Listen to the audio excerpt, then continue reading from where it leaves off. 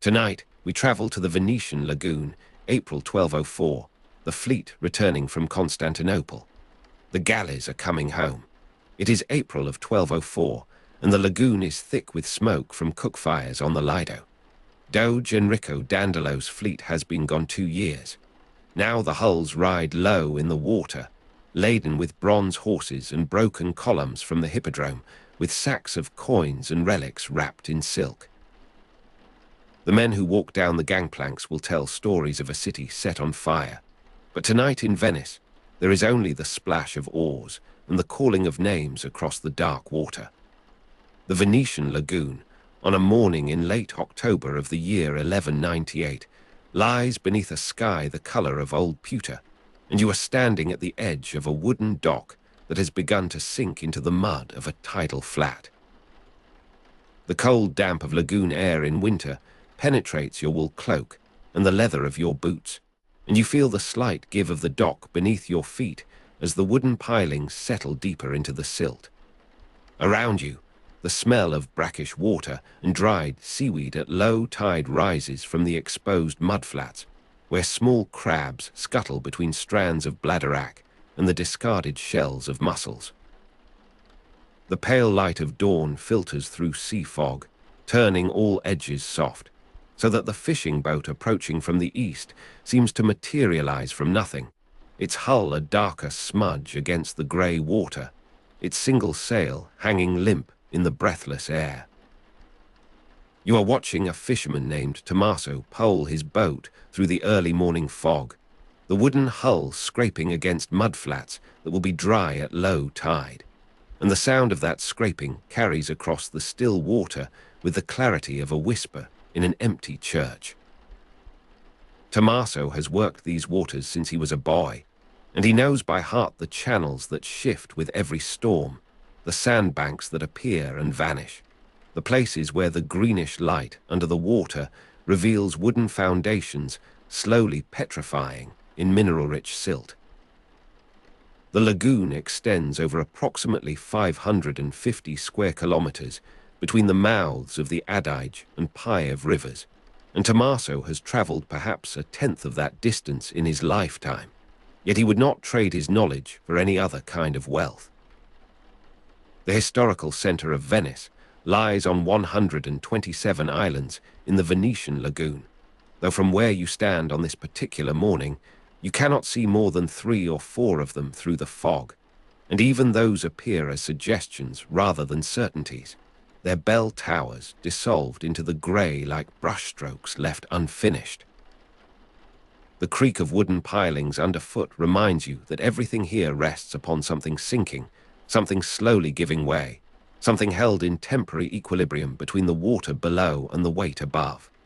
Venice covers a total area of 414, 6 square kilometers, of which 257. 7 square kilometers is water, and this fact shapes every transaction of daily life, every journey, every calculation of time and distance.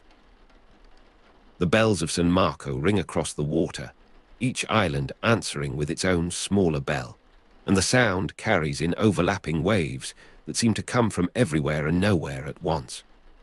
The fog distorts direction, so that a bell from Murano might seem to originate from the south when its tower stands to the north, and a bell from Torcello, ancient and cracked, reaches your ears only after the nearer bells have finished their own responses.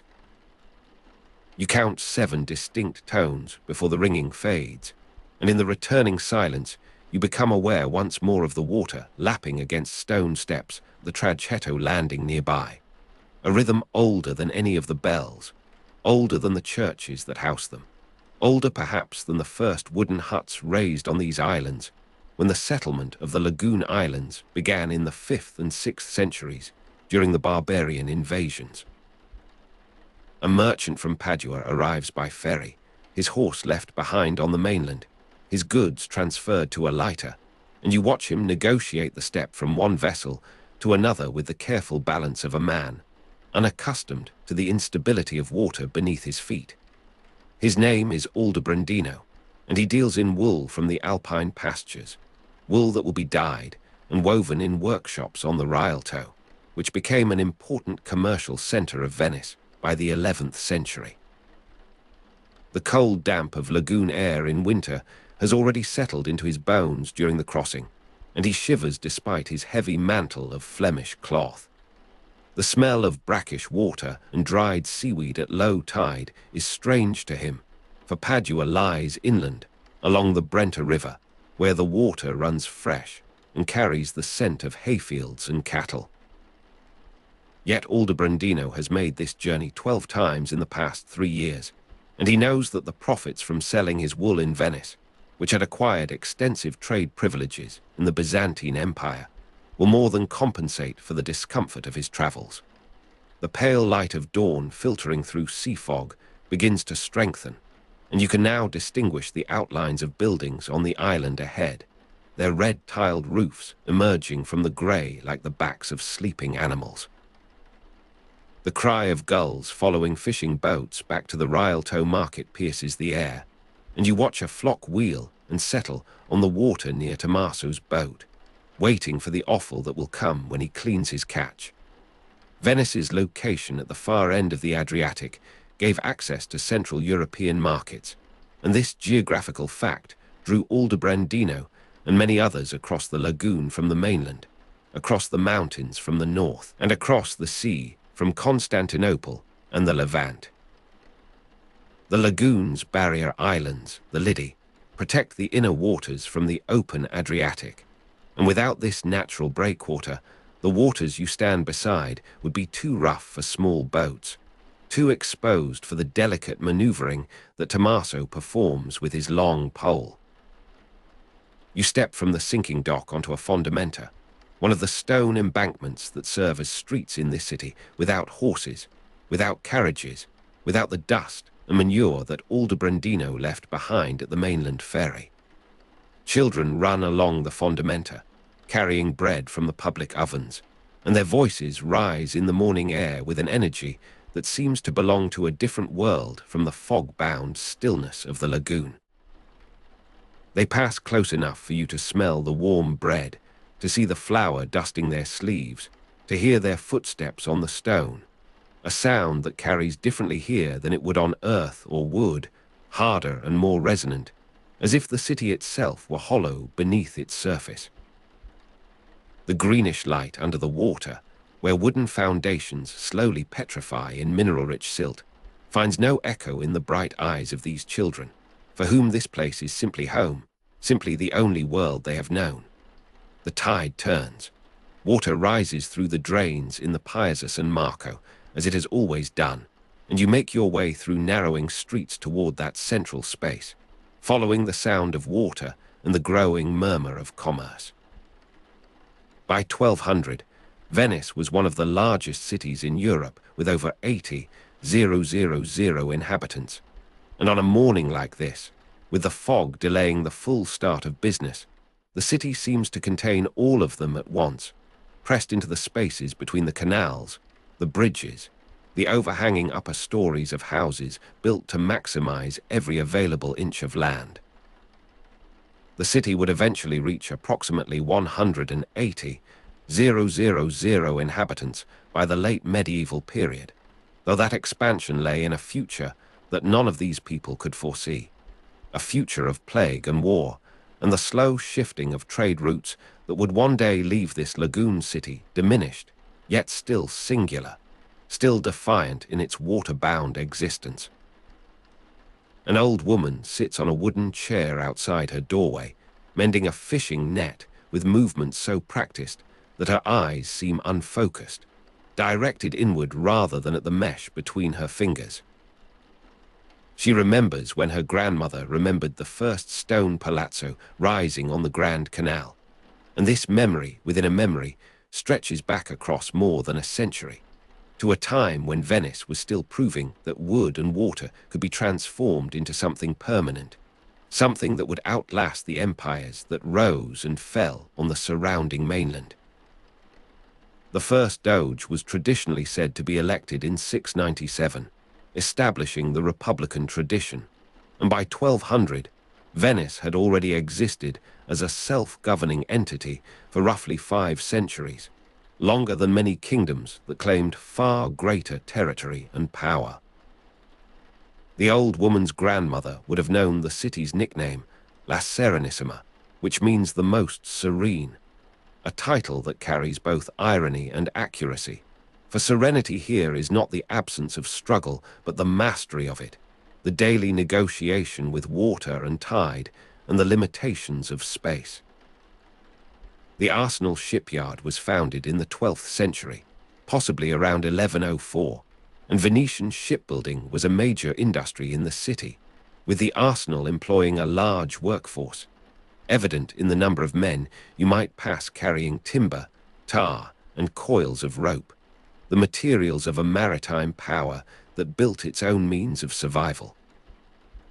The shallow waters of the lagoon made direct naval assault difficult for enemy fleets, and this natural defense, combined with the ships constructed at the arsenal, has preserved Venice's independence through centuries when stronger powers might otherwise have absorbed it. Venice had no defensive walls. The water itself served as protection, and this truth shapes every aspect of life here, from the architecture that rises directly from the canals to the psychology of a people who look outward to the sea for their security rather than inward to fortifications of stone. The fog begins to lift in ragged strips, and the pale light of dawn filtering through sea fog gives way to a clearer morning, though the sun remains hidden behind clouds that promise rain before evening. You find yourself at the edge of the Piazza San Marco, where the water rising through the drains has formed shallow pools that reflect the basilica's domes with an imperfect fidelity, the images wavering as a breeze disturbs the surface. The cold damp of lagoon air in winter persists, but you have grown accustomed to it now, your body adjusting to the particular quality of this climate, neither fully maritime nor fully continental, shaped by the mixing of fresh water from rivers and salt water from the sea that creates brackish conditions throughout the lagoon. The sound of water lapping against stone steps at the traghetto landing draws your attention to the canal that borders the piazza, where gondolas and larger vessels negotiate the passage with the practiced ease of a people for whom water is not obstacle but medium, not barrier but path. You feel the slight give of a dock built on sinking posts as you step onto a landing to let a laden boat pass, and the greenish light under the water reveals the submerged foundations of buildings, the wooden piles driven deep into the mud, the slow mineral accumulation that will one day turn those piles to stone, or something like stone, a petrification that preserves the form while transforming the substance. You are standing in a city that should not exist, that exists only because people chose to make it exist, to build upon mud and water, to create a civilization from the unpromising materials of a lagoon that offered no fertile fields, no mineral wealth, no natural harbor of the kind that other maritime cities possessed. As the fog continues to dissipate, you begin to comprehend something of the complexity of this settlement, the networks of bridges and canals that connect these separate pieces of land into a functioning whole. The city reached approximately 180,000 inhabitants by the late medieval period, a number that seems almost inconceivable given the physical constraints of the islands. Yet the Venetians have always been ingenious in their use of space, building upward when they could not expand outward, reclaiming land from the water when technology and circumstance permitted. Each generation since the first settlements has added its layer to this palimpsest of a city, this accumulation of structures and stories that constitutes the Venice of 1198. The formal belonging to the Byzantine Empire granted Venice early trade privileges, and the evidence of that connection appears in the domes of San Marco, in the Greek-speaking merchants you pass in the street, in the very orientation of the city toward the east, toward Constantinople, toward the wealth of Asia that flows through Byzantine hands. The first Doge was elected in 697, establishing the Republican tradition, and by 1200, Venice had already existed as a self-governing entity for over 5 centuries, a span of time that has allowed institutions to mature, traditions to form, a distinctive identity to emerge that is neither Byzantine nor Frankish nor Italian in the narrow sense, but something sui generis, something that can only be called Venetian. The city's nickname, La Serenissima, meaning the most serene, reflects the self-image of this republic, its pride in its stability, its longevity, its capacity to endure the shocks that have destroyed lesser polities. The fresh water from rivers and the salt water from the sea mix in the lagoon, creating brackish conditions that shape the flora and fauna, the taste of the fish, the very smell of the air that you have been breathing since your arrival. The Rialto became the commercial center of Venice by the 11th century, and you can hear, even from this distance, the rising volume of commerce as the morning advances and the day's business begins in earnest. The tide has reached its height now, and the water that rose through the drains in the Piazza San Marco begins slowly to recede, leaving behind the debris of the city, the fragments of everyday life that wash into these lowest points and must be collected and removed by workers whose labor begins when others have finished their transactions. Children run along the fondamenta, though fewer now than in the early morning, for the demands of school and apprenticeship have claimed many of them. The creak of wooden pilings underfoot accompanies your continued wandering, a constant reminder of the instability upon which all this apparent permanence rests. The pale light of dawn filtering through sea fog has given way to a grey noon, and the cold damp of lagoon air in winter persists, penetrating deeper into your clothing as the initial warmth of movement dissipates. You find yourself at the edge of the Grand Canal, watching the traffic of vessels large and small, the delivery boats and the private gondolas, and the occasional larger ship that has made its way from the open sea through the narrow channels that Tommaso knows so well. The greenish light under the water reveals the submerged forest of piles that supports the palazzi on either side, the wooden foundations slowly petrifying in mineral-rich silt, transforming over centuries from organic to inorganic, from vulnerable to enduring, yet never fully complete in that transformation, always partially wood, always subject to the decay that water eventually brings to all things. The old woman with her memories of her grandmother's memories connects the present to a past that is always being reconstructed, always being reimagined in the light of subsequent events. You find a place to sit, a stone bench in a small campo, a square of open space surrounded by buildings that lean toward one another as if sharing secrets across the narrow gap. The pale light of dawn filtering through sea fog seems a memory now, though it was only hours ago, and the afternoon light has a different quality, more direct, more revealing of the wear and age of things, the cracks in the plaster, the stains on the stone, the accumulated evidence of time's passage. The creak of wooden pilings underfoot reaches you even here, from some distant landing where a boat is tied, where the movement of water against the hull transmits its energy through the structure and into the air as sound. You have internalized now the particular physics of this place, the constant awareness of the instability beneath the apparent solidity, the fluidity that underlies all fixed forms in this city of water and stone. The greenish light under the water has begun to fade as the sun descends toward the horizon, its rays no longer penetrating the surface with sufficient strength to illuminate the depths.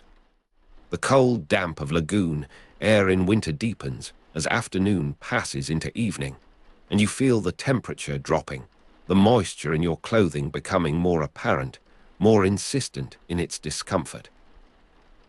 Yet there is a quality to this air, to this particular combination of moisture and salt and the faint organic decay of the lagoon, that seems to belong to this place alone, that would be recognizable anywhere, anytime, by anyone who had once breathed it deeply. You are aware of the city around you preparing for night, the closing of shutters, the lighting of lamps, the gradual diminishment of activity as the darkness makes the waterways more dangerous, the passages between islands more uncertain. Each of these islands must now be reached by lantern light or not at all, for the fog that lifted in the morning has not returned, but the darkness is sufficient to make navigation hazardous for those without intimate knowledge of the channels.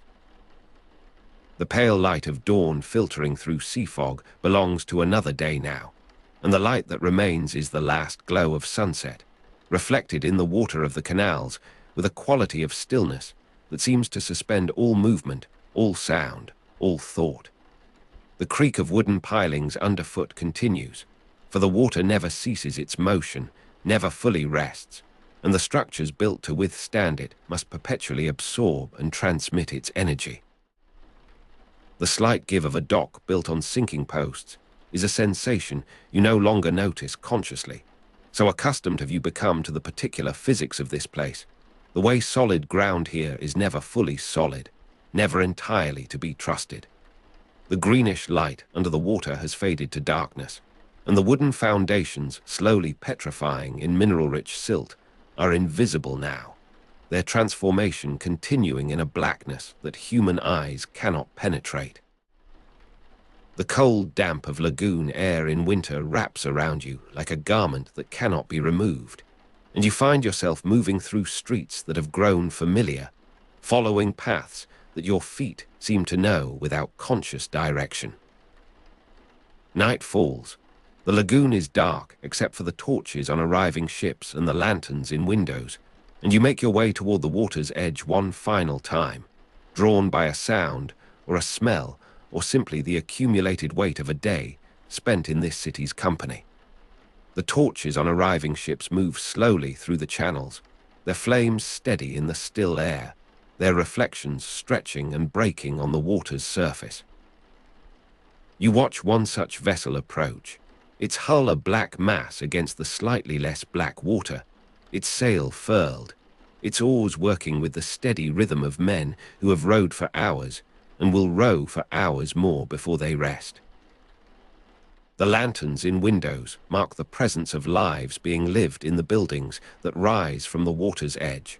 Families gathered for evening meals, merchants accounting for the day's transactions, the old woman with her memories of her grandmother's memories, the children who ran with bread in the morning now settling into sleep. The pale light of dawn filtering through sea fog will come again, but not for hours yet, and the darkness that surrounds you now is complete, is sheltering, is the natural condition of this lagoon city when the sun has departed and the stars are hidden by cloud. The creak of wooden pilings underfoot marks your position on the dock where you began. The slight give of a dock built on sinking posts a greeting as familiar now as a friend's handshake, a recognition that you have spent a day in this place and have been, in some measure, accepted by it. The water is very still. The torches pass. The lanterns burn lower. And you remain, standing at the edge of the lagoon, listening to the sound of water lapping against stone steps, breathing the smell of brackish water and dried seaweed, feeling the slight give of the world beneath your feet, and knowing, without needing to name it, that you have been present at something that continues, that has continued for centuries, that will continue in some form for centuries more.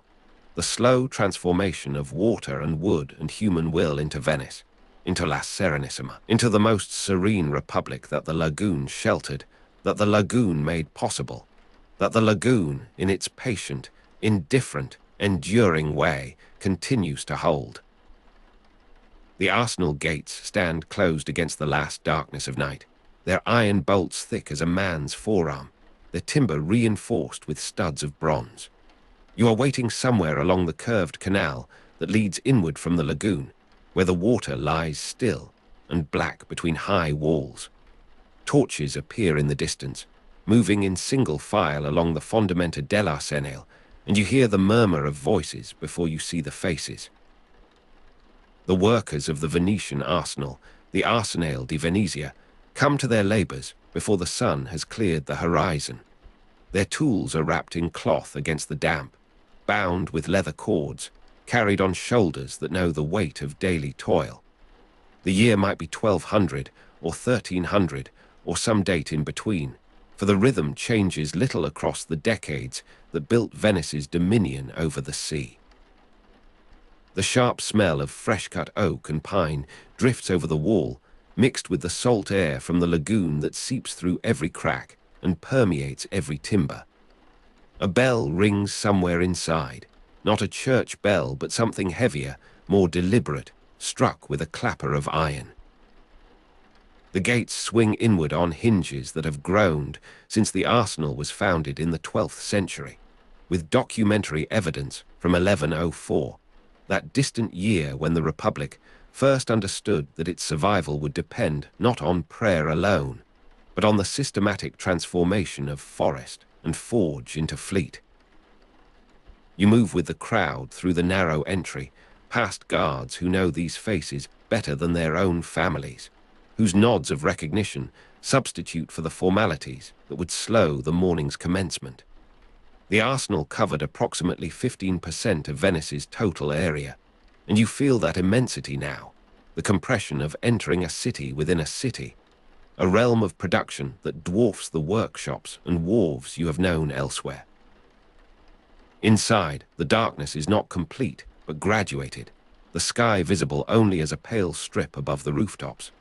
The covered slips extend before you like the nave of some industrial cathedral, their timber frames black with age and soot, their high windows admitting shafts of grey light that illuminate nothing entirely but suggest everything. Men separate from the stream of bodies according to their trades, their guilds, their places in the intricate choreography that the arsenal demands.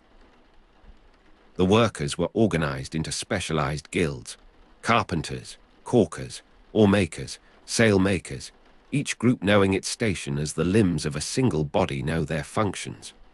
You follow the carpenters toward the timber yards where the oak awaits, wood brought down from the Alps by river, floated through the network of waterways that Venice commands, stored in ponds where the water preserves it against the ravages of dry rot and worm.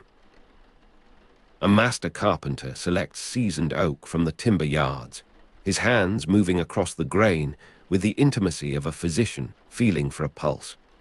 He rejects this plank for a slight warp visible only to his experienced eye, accepts that one for its straight grain and density, marks his choices with a stroke of chalk that will guide the sawyers who follow. The ringing of hammers on wooden mallets begins somewhere in the middle distance, the rasp of saws, the whistle of planes, each sound distinct in the morning air before the accumulated noise of thousands of workers renders them into a single continuous murmur of industry. The arsenal employed thousands of workers, the largest workforce in Venice, and their collective labor generates a warmth that belies the season, a human heat that rises through the roof vents and dissipates over the lagoon in visible breath. Heat radiating from braziers, where pitch is kept molten, for caulking draws you toward the edge of a slip where a hull has reached the stage of sealing. The black substance bubbles slowly in iron pots, tended by men whose arms bear the scars of inevitable splashes, whose faces gleam with sweat in the firelight. The sharp smell of fresh-cut oak and pine competes here with the heavier odor of hot pitch, the mineral tang of the coal that feeds the flames, the salt air from the lagoon that seems to retreat before this assault of artificial atmospheres. The smell of pine resin and hot pitch fills the covered slips where hulls take shape, a perfume of purpose that the workers carry home in their clothes, their hair, the creases of their skin. You watch a caulker apply the heated mixture with a long-handled ladle, working it into the gaps between planks with a tool like a blunt chisel, his movements rhythmic, economical, learned through years of repetition, until they require no conscious direction. The dark interior of the covered slips, lit only by high windows and work lamps, creates a world of partial visibility where the imagination supplies what the eye cannot confirm. Shapes emerge from shadow. The curve of a rib, the angle of a knee, the complex joinery that will bind frame to frame until the whole achieves the integrity that open water demands. Venetian galleys were typically 40 to 50 meters long, with a crew of 200 to 300 men, and the vessels in various stages of construction around you span that range from the modest to the magnificent. Some are mere skeletons of oak, their futtocks rising like the ribs of some beached leviathan. Others wear their planking, the smooth skin of their hulls catching what light penetrates downward from the clerestory windows. The state owned the arsenal and controlled all shipbuilding for military purposes, and you sense that ownership in the uniformity of method, the standardization of design, the absence of ornamental variation that might distinguish one craftsman's pride from another's. The word arsenal derives from the Arabic Dar al-Sina, meaning house of industry, and the linguistic journey traces the journey of knowledge itself, from the Mediterranean east to the mercantile west, from the workshops of Alexandria and Damascus to this lagoon where the techniques of an earlier civilization find new application. The Venetians were borrowers, adapters, improvers, never too proud to learn from those they traded with and sometimes fought against. You stand now where that synthesis achieved its most impressive expression, where the methods of many cultures converged into a system of production that the medieval world had not witnessed before. The arsenal was one of the largest industrial complexes in the medieval world, and its scale impresses itself upon you not through any single vista, but through the accumulation of detail, the endless repetition of similar activities across an expanse that seems to extend beyond the possibility of a single day's walking. By 1200, the arsenal could produce a complete galley in a single day using assembly line methods, a feat that would not be matched in European industry for centuries to come.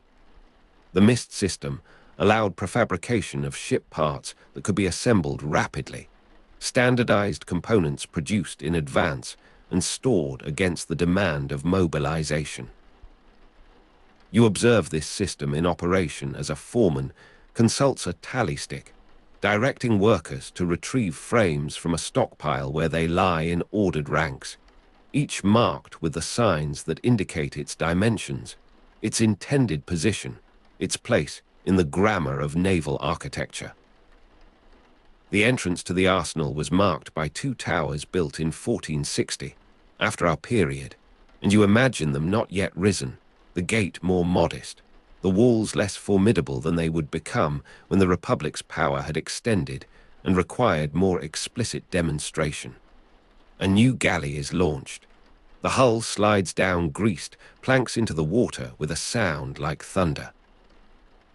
The vibration travels up through your body before the sound reaches your ears, a physical experience preceding the auditory, the earth itself bearing witness to the transfer of weight from land to sea. You are standing somewhere along the edge of the Great Basin where this translation occurs, the vessel's stern still supported by the ways while its bow rises and settles, finding its equilibrium in the element for which it was shaped. Men swarm the hull with lines, securing it against the drift that might carry it against its neighbors, their voices raised in the particular cadence of coordinated labor, the words less important than the rhythm that synchronizes their efforts. The sudden coolness when stepping from the dry docks to the water's edge reaches you now, the moisture rising from the disturbed water, the temperature differential between the sun-warmed stone and the lagoon's persistent chill. Women carry meals to the workers at midday, weaving between stacks of cut timber and coiled rope with the assurance of long practice. Their baskets contain bread, cheese, the preserved fish that sustains a population more numerous than the surrounding countryside could feed, the wine that cuts the dust of sawdust in the throat after a long day. You taste sawdust in your own throat, the fine particles that hang in the air of the carpentry shops that settle on every surface, that find their way past every cloth held across the face. The women move through the arsenal as though it were an extension of the city they inhabit, which in truth it is, the boundary between domestic and industrial space dissolved by the sheer scale of the enterprise. Private shipyards existed alongside the arsenal for merchant vessel construction, but the women serve both, their presence as necessary to the functioning of the maritime economy as the timber that feeds the slips or the salt that preserves the provisions for the fleets. An old shipwright tests the flexibility of an oar, feeling for the right spring in the ash wood. His hands move along the shaft with the same sensitivity the master carpenter displayed at the timber yard, but seeking a different quality, the resilience that will translate a rower's muscle into forward motion through resistant water. The oar flexes under his pressure, returns to straightness, flexes again as he subjects it to the tests that decades have taught him to apply. You approach close enough to see the grain of the ash, pale and straight, to smell the linseed oil with which the wood has been treated against the swelling and shrinking that water would otherwise cause.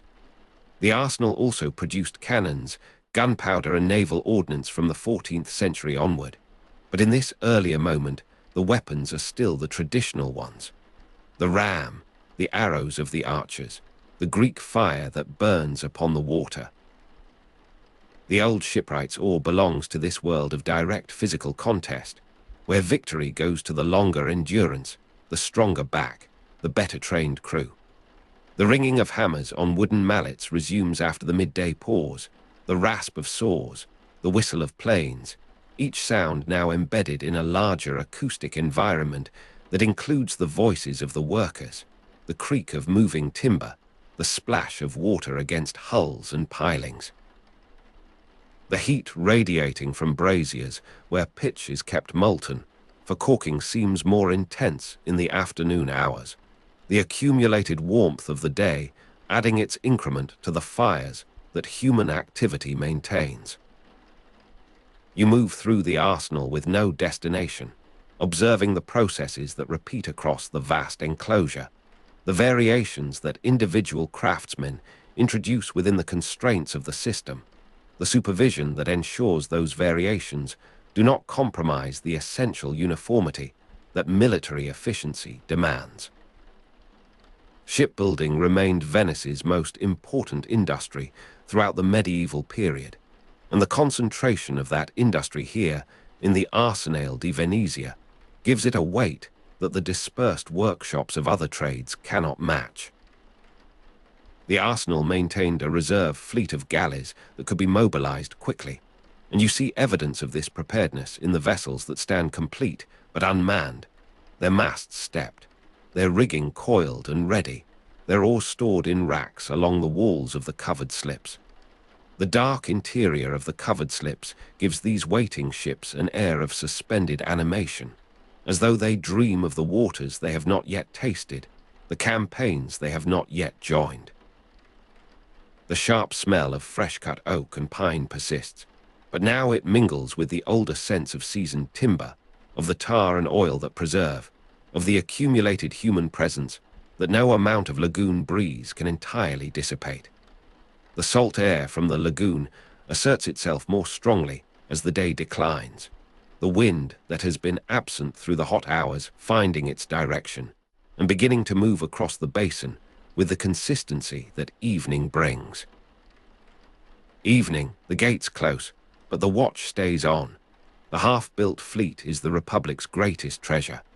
You are standing somewhere near the entrance through which the morning's workers poured, watching the process reversed, the stream of bodies flowing outward into the city that depends upon their labor, that feeds them and clothes them and receives back the wealth that their productivity generates. The guards who admitted them now examine the departing, checking for the tools that might be concealed in clothing, the timber that might be slipped beneath a cloak, the small pilferages that are inevitable in any system of collective property. The arsenal was founded in the 12th century, with documentary evidence from 1104, and in the centuries Since that founding, the Republic has learned to protect what it has made, to balance the trust that enables efficient work against the vigilance that prevents loss. The vibration of a launched hull hitting the water, felt through the feet on stone, belongs now to memory, to the hours of observation that have accumulated since you passed through the gates in the darkness before dawn. The taste of sawdust in your throat remains, a physical residue of the environment you have inhabited, the particles that even now settle in the recesses of your clothing. The ringing of hammers on wooden mallets fades, the rasp of saws, the whistle of planes, each sound dying separately until the silence that follows seems not the absence of noise, but its own presence, a quality of the evening that the day's labor has made possible. You remain within the walls as the light fails, permitted by some unspoken understanding to witness what follows the departure of the workers. The watch patrols the perimeter, their footsteps audible on the walkways above the walls, their voices occasional in the darkness that gathers within the covered slips. The absence of the thousands who labored here makes the space they have vacated seem vaster than its physical dimensions, a realm of potential awaiting the return that morning will bring. The sharp smell of fresh-cut oak and pine lingers, mixed with the salt air from the lagoon that flows through the open basin, that circulates in the spaces between hull and hull, that carries the dampness that preserves the timber against the cracking that dry heat would cause. The dark interior of the covered slips becomes now truly dark, the work lamps extinguished, the high windows admitting only the faintest suggestion of the sky's remaining light. You move carefully in this darkness, guided by memory of the day's paths, by the sounds of water and wood that indicate where the solid ground gives way to the basin's edge. The arsenal's production capacity peaked in the 14th and 15th centuries, and you sense in this evening stillness something of the confidence that peak would bring, the knowledge that no other power in the Mediterranean could match what Venice had built here, this house of industry, this Dar al-Sinar, this arsenal. Here the security is perpetual, the investment too great to risk, the strategic necessity too pressing to permit any relaxation. The reserve fleet of galleys rests now in the darkness, their hulls tight against the water, their oars waiting in the racks, their potential for violence held in abeyance until the Council's decision, the Admiral's command, the emergency that justifies their employment. You have walked through this complex, breathed its air, absorbed its rhythms, witnessed the transformation of raw material into the instruments of naval power. The proportion it covers seems now not a statistic, but an experience, the body knowledge of space traversed and retraversed, until it has become internal, familiar, a geography of labor and production that maps onto the larger geography of the city, the lagoon, the sea beyond. You have seen its products in the racks of frames, the bins of fittings, the organized abundance that permits the rapid translation of decision into reality, of timber and iron into the means of projection across water. The descendants of those gilded workers would add the founders, the smiths, the powder makers who would supply these new weapons. For now the security is functional, the walls sufficient to their purpose, the towers unnecessary when the real defense lies in the fleet itself, in the capacity to build and rebuild, to replace losses, to project force across the distances that separated Venice from its competitors and its possessions. In the years between that foundation and this evening of your presence, the system has been refined, extended, rendered more efficient by the accumulated experience of generations. The taste of sawdust has faded now, replaced by the cleaner sensation of the evening air, the moisture that rises from the basin, the faint sweetness of the lagoon at low tide, when the mud flats expose their organic richness to the cooling atmosphere. You find your way to the basin's edge, where the launched galley of the morning floats in darkness, its hull faintly visible against the slightly lesser darkness of the sky. The vibration of its launch belongs to memory, to the temporal distance of hours, Yet it seems also present, a reverberation that continues in the body after the external cause has ceased. The ringing of hammers, the rasp of saws, the whistle of planes have given way to the smaller sounds of the watch's movement, the waters lapping, the distant city beyond the walls where life continues in forms less organized than this, but no less urgent. You are standing at the harbour at evening, or what serves as harbour within this enclosed world, and around you the arsenal rests in the particular stillness of a place built for activity, a stillness that anticipates rather than concludes, that holds itself ready for the return of labour, of noise, of the transformation that human will effects upon resistant matter. The sharp smell of fresh-cut oak and pine, mixed with the salt air from the lagoon, persists as the night deepens, as the stars emerge above the high roofline, as the temperature drops toward the dew point that will coat every surface with moisture before dawn.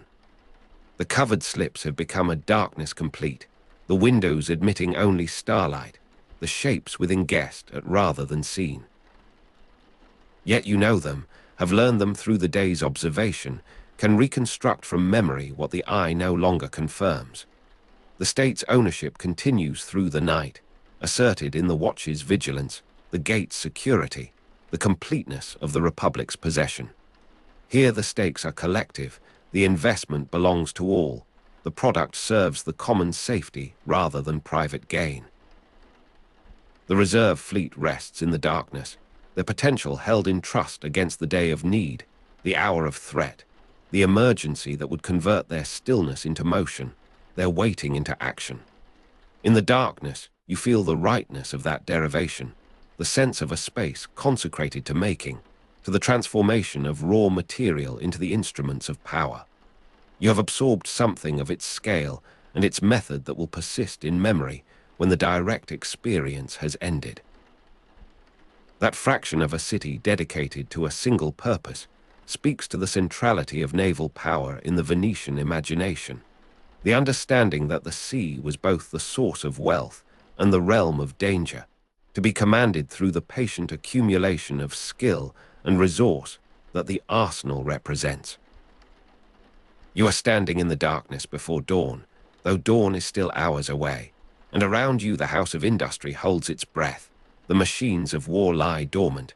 The workers sleep in the city beyond these walls, gathering the strength that tomorrow will demand, the strength that has built and will continue to build the most serene republic that the Lagoon sheltered, that the Lagoon made possible, that the Lagoon, in its patient, indifferent, enduring way, continues to hold. The harbour at dawn is a place of gradual illumination, where the darkness withdraws across the water in measured stages, and you are standing at its edge when the first grey light begins to separate the boats from their reflections. Around you, the merchants are unloading their cargoes from vessels that have arrived in the night, their hulls low in the water with the weight of pepper and cinnamon and saffron brought from the distant east. The Rialto became Venice's commercial centre by the 11th century, and that centrality is visible now in the density of activity, in the number of hands that reach for ropes and crates before the sun has fully cleared the horizon. The sharp scent of pepper and cloves rises from the opened holds, overwhelming in the enclosed market space where the air moves slowly between the wooden stalls. You watch a young clerk from the Lagoon house, first documented in 1015 among the great merchant patrician houses of this city, as he checks the manifest against the actual goods spread across the damp planks, his pen scratching on vellum with a sound like dry leaves shifting in an autumn courtyard. The cold air moves across your face, carrying with it the salt of the lagoon and the deeper sweetness of the spices that have made this city wealthy beyond the measure of its size.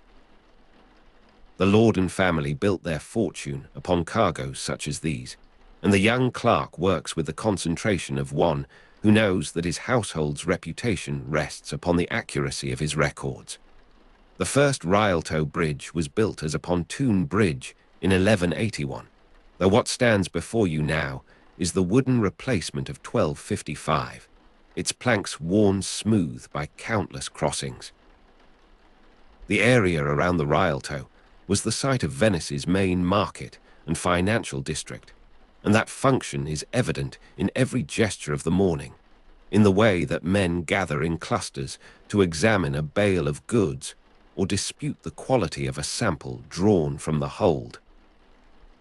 The glitter of gold ducats on the money changer's scales catches the morning light where it filters through the gaps in the awnings, each coin struck with an image of the Doge kneeling before St. Mark, each coin a promise of stable value in a world of fluctuating exchange. At the money changers' tables along the edge of the Grand Canal, florins from Florence are weighed against Venetian ducats, the scales finely balanced on their pivots of polished steel. Venetian merchants conducted banking operations at tables, at Banchai, along the Grand Canal, and the word bank derives from the Italian banco, meaning bench or table, a connection that seems almost too simple until you observe the men who stand behind these temporary surfaces. The sound of abacus beads clicking accompanies every transaction, the wooden spheres moving along their wires with a rhythm that speaks of long practice and absolute attention. A notary sits nearby, his portable desk arranged with ink and sand, and the sealed documents that will transform verbal agreements into binding obligations.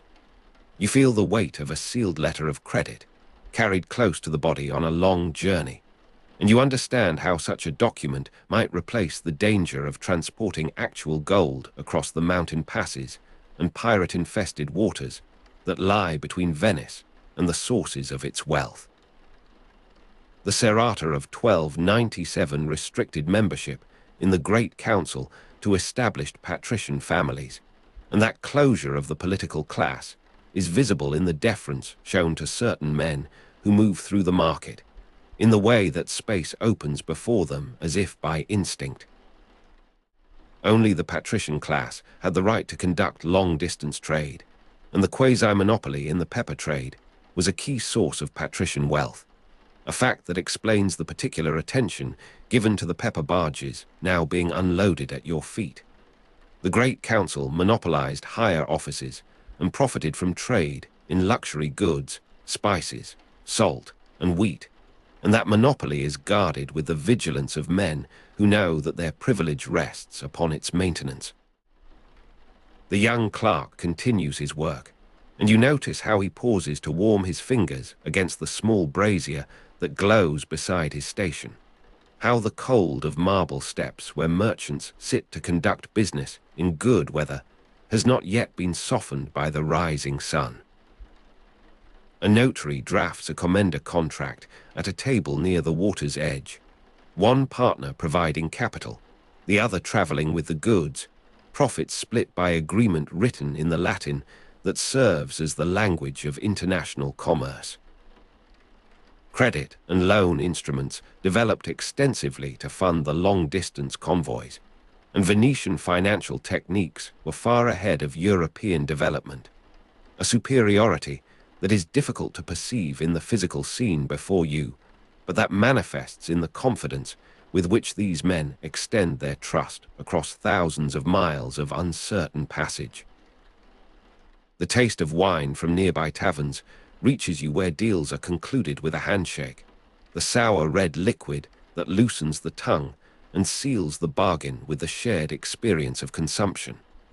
Donata Lauden was the wife of Marco Polo, and that connection between the greatest Venetian traveller and one of the great merchant patrician houses suggests the intimacy of this world, the way that marriage and commerce and political power intertwine until they cannot be separated. The midday crowd presses across the wooden bridge of 1255, porters with baskets on their shoulders, nobles in silk that catches the light with every movement, a priest buying fish from a stall near the central span.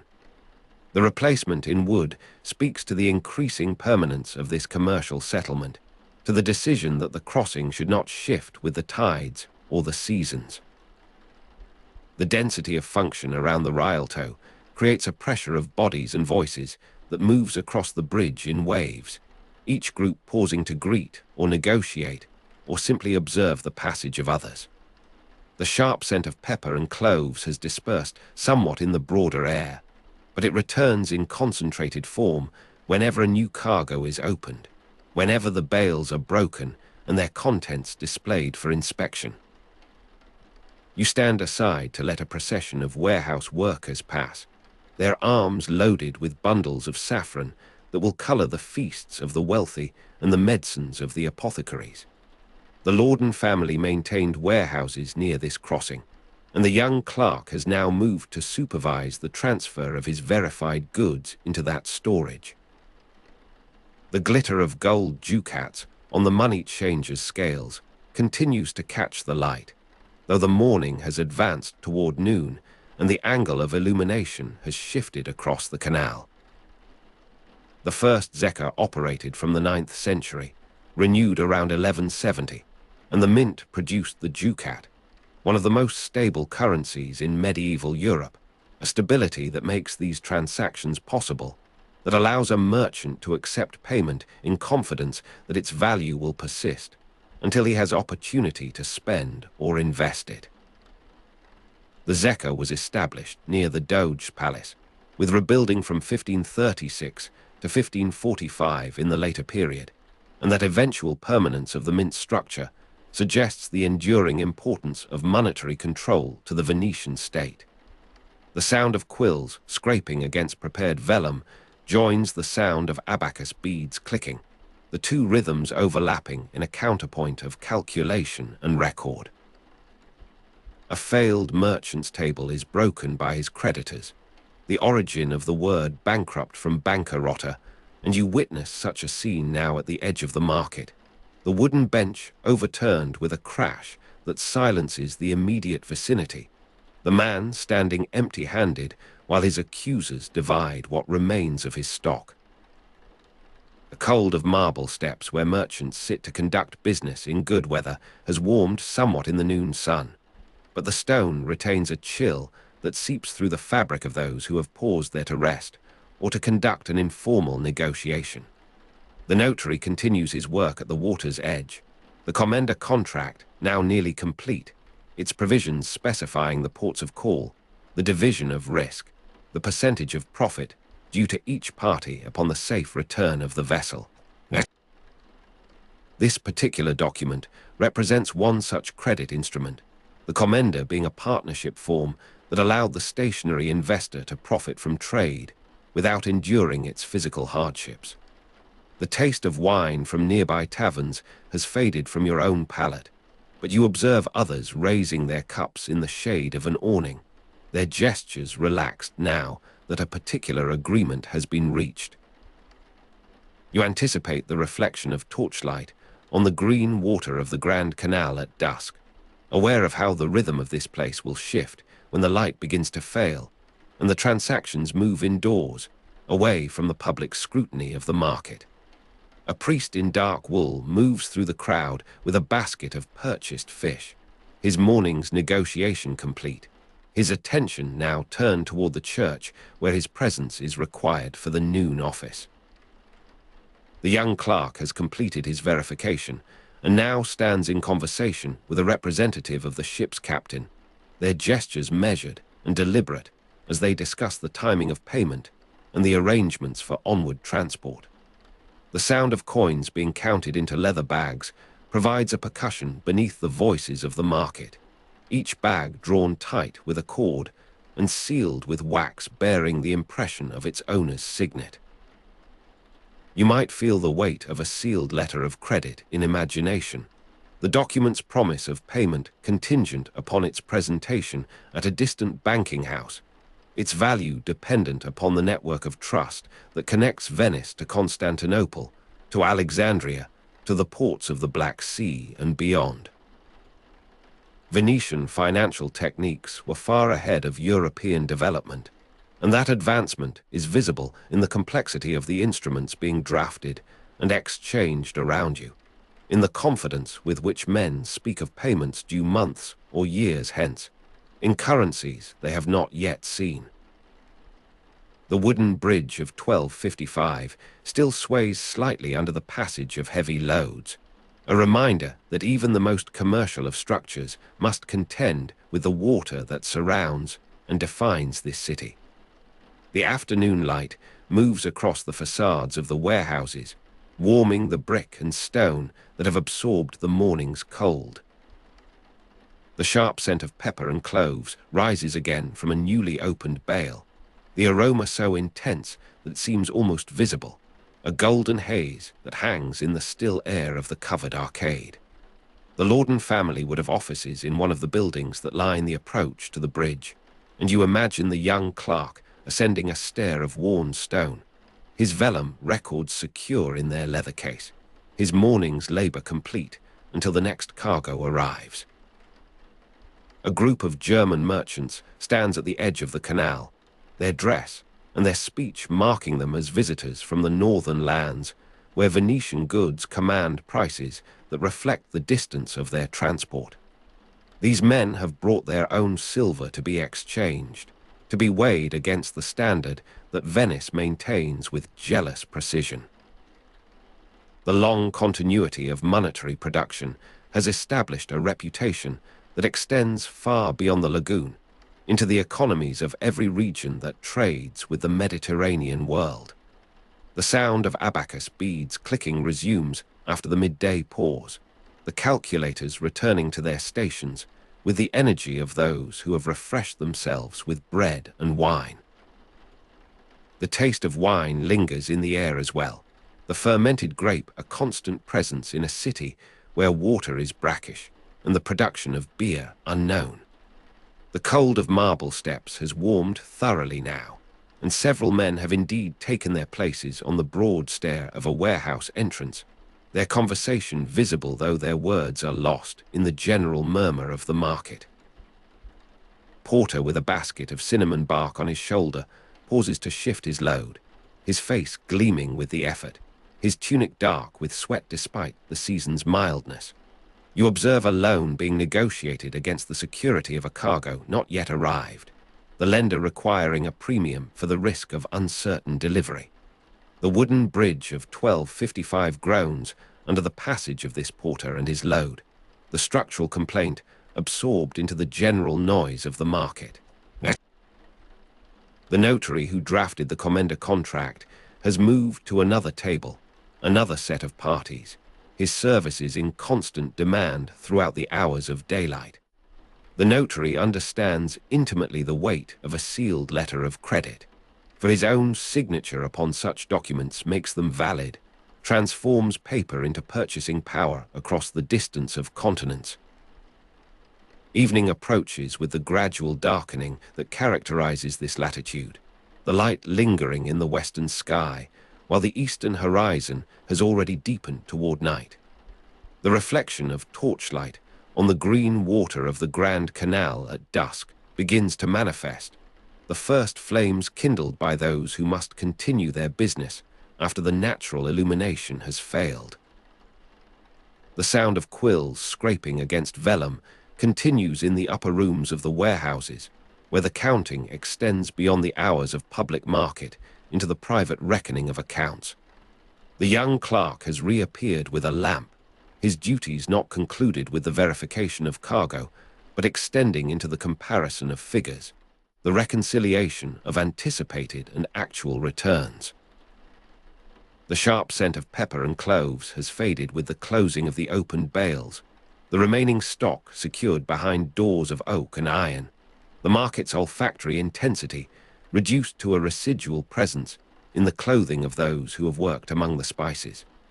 The great houses close their shutters, but the counting continues by candlelight, and you observe this transition from public to private commerce, from the open negotiation of the market to the confidential assessment of the study. The Laughlin family maintains such a study in their residence near the Rialto, and the young clerk will soon make his way there with the records he has compiled. The stone Rialto bridge was completed in 1591, after our period, and that future permanence of stone is not yet imaginable in the wooden structure that creaks beneath the last foot traffic of the day. A final transaction is concluded at the money changers' tables, The florins and ducats weighed by lamplight now, the scale's delicate balance tested against the darkness that surrounds them. The word bank derives from the Italian banco, meaning bench or table, and these tables will soon be folded and stored, their surfaces cleared of the instruments of calculation. The cold of marble steps has returned with the absence of the sun, the stone releasing its stored warmth into the cooling air, the seat of afternoon negotiation become the chill threshold of evening departure. The taste of wine from nearby taverns has given way to the more substantial fare of evening, the taverns now serving meals to men whose work continues in consultation rather than in the physical handling of goods. You stand at the water's edge as the last boats of the evening make their way along the canal, their passage marked by the dip of oars and the soft calls of the boatmen to one another. The weight of a sealed letter of credit will soon be assumed by some traveller, some agent of the commercial houses that have spent this day in preparation for his departure. The sound of abacus beads clicking comes from a window above you, the last calculation of a long day, the final verification before the instrument is laid aside for the hours of sleep. The young clerk has completed his work and now descends to the street, his steps echoing on the stone, his figure briefly illuminated by the torch that burns at the warehouse door before he passes into the darkness of the narrower street beyond. The glitter of gold ducats on the money changer's scales has given way to the locked strongboxes of the banking houses, the precious metal secured against the hazards of night, the promise of its circulation renewed with the coming dawn. The cold air moves across your face once more, carrying now the damp of the lagoon and the faint smoke of the torches, their flames guttering in the breeze that rises with the cooling of the land. The wooden replacement of 1255 stands empty now, its planks releasing the warmth of countless passages into the evening air. The last shutter closes on the upper floor of a warehouse, the final candle extinguished, the market's activity contracted to the taverns and the private chambers where the great houses conduct their most confidential business. The Lagoon family has such a chamber, and the young clerk has now reached it, his records delivered, his presence dismissed until the morning summons. The sharp scent of pepper and cloves has dispersed entirely into the night, the market's aromatic intensity, a memory that will return with the opening of the next cargo, the breaking of the next bale. You remain at the harbour's edge as the night deepens, the sounds of the city reducing to the lap of water against stone, the distant call of a watchman marking the hour, the creak of a moored boat adjusting to the movement of the tide. You are standing now at the edge of the water, where a small boat waits to carry you across the lagoon to the island of Murano. The oarsman does not speak as he pushes away from the wooden posts, and the boat glides through water that holds the last warmth of the October day. Glassblowing was practiced in Venice from the 10th century onward, and for 300 years the furnaces had burned within the city itself, their glow visible from every campiello, their smoke rising among the towers and domes. The cold air moves across your face as the boat turns northward, and you can see the first orange smear of light against the darkness that is not the dawn but something else entirely. That light comes from Murano, where the furnaces burn without ceasing, where the night is merely a darker shade of working hours. The island appears gradually, its silhouette softened by the haze of heat and ash that hangs above it, and you notice how the water here seems warmer, how the air carries a particular mineral scent that you will come to recognize as the smell of transformation itself. The move to Murano was officially to reduce fire risk in Venice's wooden city, and you can understand this reasoning as you approach a place where fire is not merely used but worshipped, where flames are tended with the devotion usually reserved for sacred things. The oarsman steers toward a landing of worn stone steps, and you step onto ground that vibrates faintly with the pulse of bellows and the deep combustion of ancient furnaces. Around you, the merchants are unloading their cargoes in the small hours before the proper market begins, though the glassmakers have no need of their wares at this moment. The raw materials included silica sand from the Ticino and Po rivers, soda ash from the Levant, and manganese for color, and these substances sit in sacks and barrels along the wharf, waiting to be claimed by the workshops that line the island's narrow streets. You walk past them, feeling the grit of sand beneath your boots, and the taste of ash is already in your throat, the constant fine dust settling upon your shoulders like a fine grey snow. The concentration on Murano also allowed better control of the glass-making secrets, and you sense this control in the way the island seems to fold inward upon itself, its workshops clustered together, its windows dark or fiercely bright, but never merely casual. Before sunrise, the furnaces on Murano are stoked, the glow visible across the water to Venice, and you follow that glow to its source, a workshop whose door stands open to the night air. The heat strikes you first, a physical presence that seems to push against your chest, drying the skin of your face, making your eyes water until they adjust to the brilliance within. The workers no longer notice this intensity, their bodies adapted through years of exposure to temperatures that would drive others away. You stand in the doorway and watch as a master glassblower gathers molten glass on his pipe, turning it constantly, the mass glowing like captured fire, and the orange radiance, brighter than any lamp, illuminates his face from below, casting strange shadows upward across his brow. His assistant prepares the tools, shears, wooden paddles, iron molds for pattern, arranging them on a dampened table where they steam faintly in the ambient heat. The shears are long and thin, their blades worn to a particular curve by decades of cutting molten material, and the wooden paddles have been shaped by water and use, until they fit the hand that wields them with unconscious precision. You are standing inside the workshop now, and the sound of the blowpipe, the master's breath shaping the bubble within, begins as a low murmur and rises to something more sustained, a human wind giving form to what was once only sand and ash. The smell of hot minerals, of soda and sand transforming in the fire, fills the space with an alchemical perfume that seems to cling to the back of the throat, neither pleasant nor unpleasant, but simply present, simply the atmosphere of making.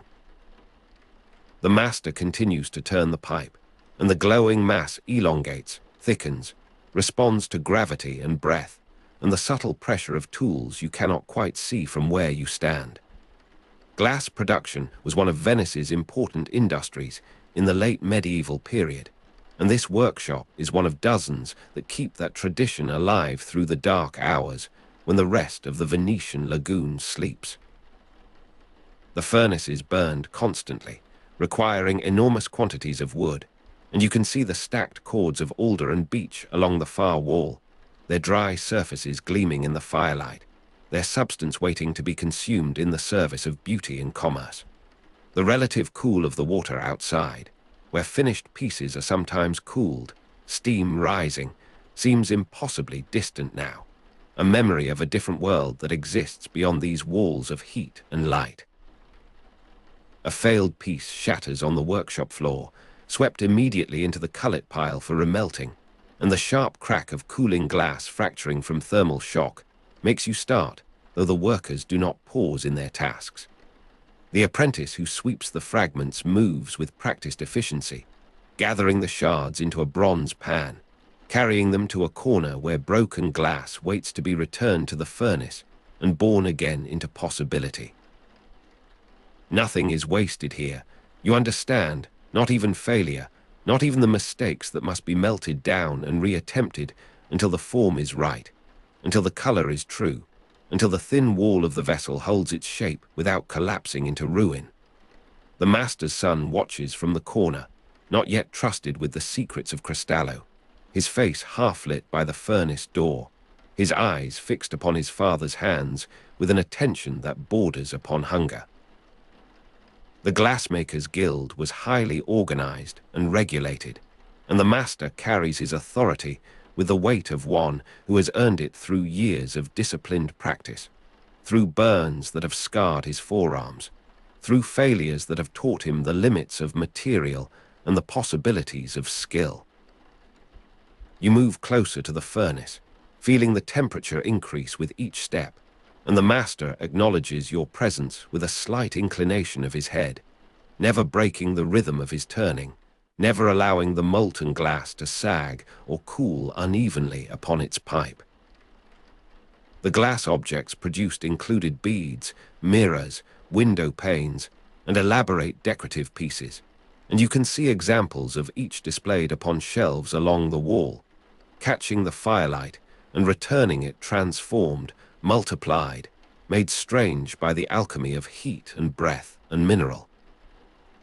The assistant opens the furnace door to gather more material, and the interior blaze momentarily overwhelms the workshop, turning every surface to a shade of orange so intense it seems to penetrate the skin itself. You step back involuntarily, and the master smiles without malice, for he has seen this reaction 1,000 times, the body's instinctive recoil from temperatures that approach the limits of what flesh can endure. Murano glassmakers developed cristallo, a clear glass resembling rock crystal, in the 15th century, and the techniques for making it were kept strictly secret, passed only through bloodlines and oaths, guarded with a ferocity that the state itself would come to enforce. The master's son watches from the corner, and you wonder what he sees in his father's movements, what he has already learned to read in the subtle language of heat and timing and the particular sound of cooling glass. The workshop has no windows to the outside world, and time moves differently here, measured not by bells or sun, but by the stages of the work itself. The gathering, the marvering, the blowing, the tooling, the final transfer to the annealing chamber where the finished piece will cool over days rather than hours, its internal stresses gradually released to prevent the cracking that comes of haste. Venetian glass beads became a trade currency in Africa and the Americas, and you imagine these small perfect spheres journeying across oceans, carried in the pockets of merchants, traded for spices and gold and human lives, their value derived from the very secrecy that surrounds their making.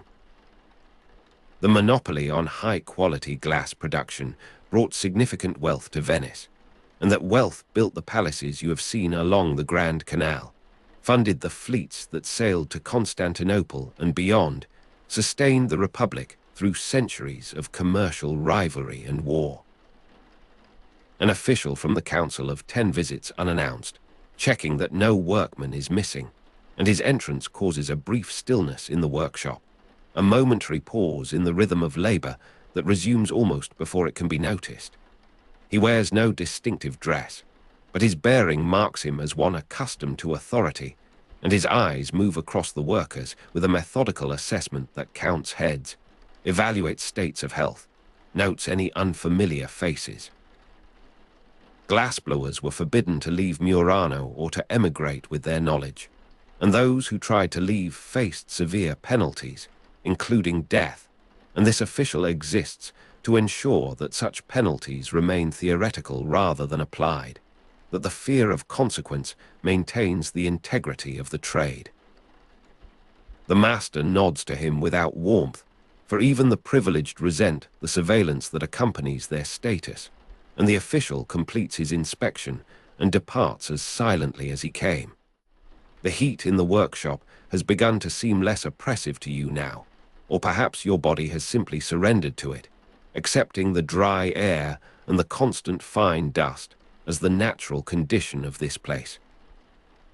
Family workshops pass techniques from father to son, closely guarded, and you observe the master's son watching from the corner, understanding that his education proceeds not through formal instruction, but through absorption, through the gradual accumulation of moments like this one, hours spent in the presence of mastery, until the hands themselves begin to remember what the mind has not yet been taught. The smell of hot minerals has become almost familiar to you, no longer strange, but simply the atmosphere of this island, the breath of a place, defined by what it can make from what others would consider worthless. The master completes his current piece, a vessel of deep blue glass that seems to hold within it the last light of a Venetian evening, and the assistant carries it carefully toward the annealing chamber, his movements deliberate and unhurried, for haste at this stage would undo everything that has been achieved. You follow him through a passage that grows gradually cooler, and the relative cool of the water outside seems to have found its way into this interior space, a reminder of the lagoon that surrounds and sustains and ultimately receives all that is made here. The annealing chamber glows with retained heat, its shelves lined with works in various stages of cooling, their colors muted now, their brilliance banked like the furnaces themselves, waiting for the slow release of temperature that will make them stable, permanent, ready for the world beyond the workshop walls. When you return to the main room, the master has already begun another piece, and the cycle continues as it has continued for centuries, as it will continue until the wood runs out or the secrets finally escape, or the world changes in some way that makes this particular magic unnecessary. The glassmakers had a privileged status, but were also effectively confined to their island, and you understand now the complexity of that condition. The respect and the restriction, the wealth and the imprisonment, the honor of making something beautiful and the impossibility of leaving to make it elsewhere. The orange glow of molten glass fills the workshop with its particular radiance, and the sound of the blowpipe resumes its steady rhythm, a human sound that is also the sound of commerce and art, and the slow transformation of the natural world into something that did not exist before. You move to the doorway, where the air is cooler, and look out across the island as the first true light of dawn begins to separate the sky from the water. The haze of heat and ash that hangs above Murano softens the emerging day, turning it to something tentative, something still half-formed, like the glass upon the master's pipe before the final tooling gives it purpose. The intense heat of the furnace room seems to belong to a different order of experience than this pale morning, and yet they are connected, the fire and the day, the making and the waiting, the secret and the world that desires it. The sharp crack of cooling glass fracturing from thermal shock comes again from somewhere deeper in the workshop, and then the sound of sweeping, and then the resumption of work, for failure here is merely the prelude to another attempt, another gathering, another breath. The taste of ash in your throat, the constant fine dust on every surface, has become part of you now, and you do not brush it from your sleeves as you step outside, where the water waits to receive the heat that the island cannot contain. Steam rises from the canal where a finished piece has been cooled, and the mist hangs low, obscuring the distant towers of Venice, making Murano seem for this moment complete unto itself, sufficient, a world entire. These raw materials have traveled far to reach this place, crossing mountains and seas to be consumed in fire and breath, and the skilled hands of those who know their transformation. You walk along the edge of the water, past workshops whose doors stand open to the cooling air, past workers who have completed their night shifts, and walk home with the slow steps of the exhausted, past piles of ash and cullet, and the debris of making that will be sorted and reused or carried away by boats that come with the tide. You imagine these finished objects in the chambers of the powerful, catching the light of candles in distant courts, reflecting faces that have never seen the furnaces where they were born.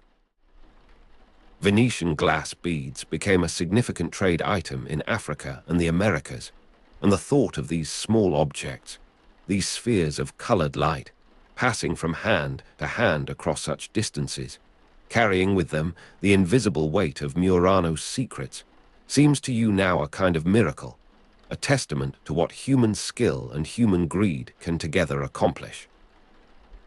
The island is waking to its day, though for the glassmakers the distinction between night and day has little meaning, their hours determined by the demands of the furnace rather than the position of the sun.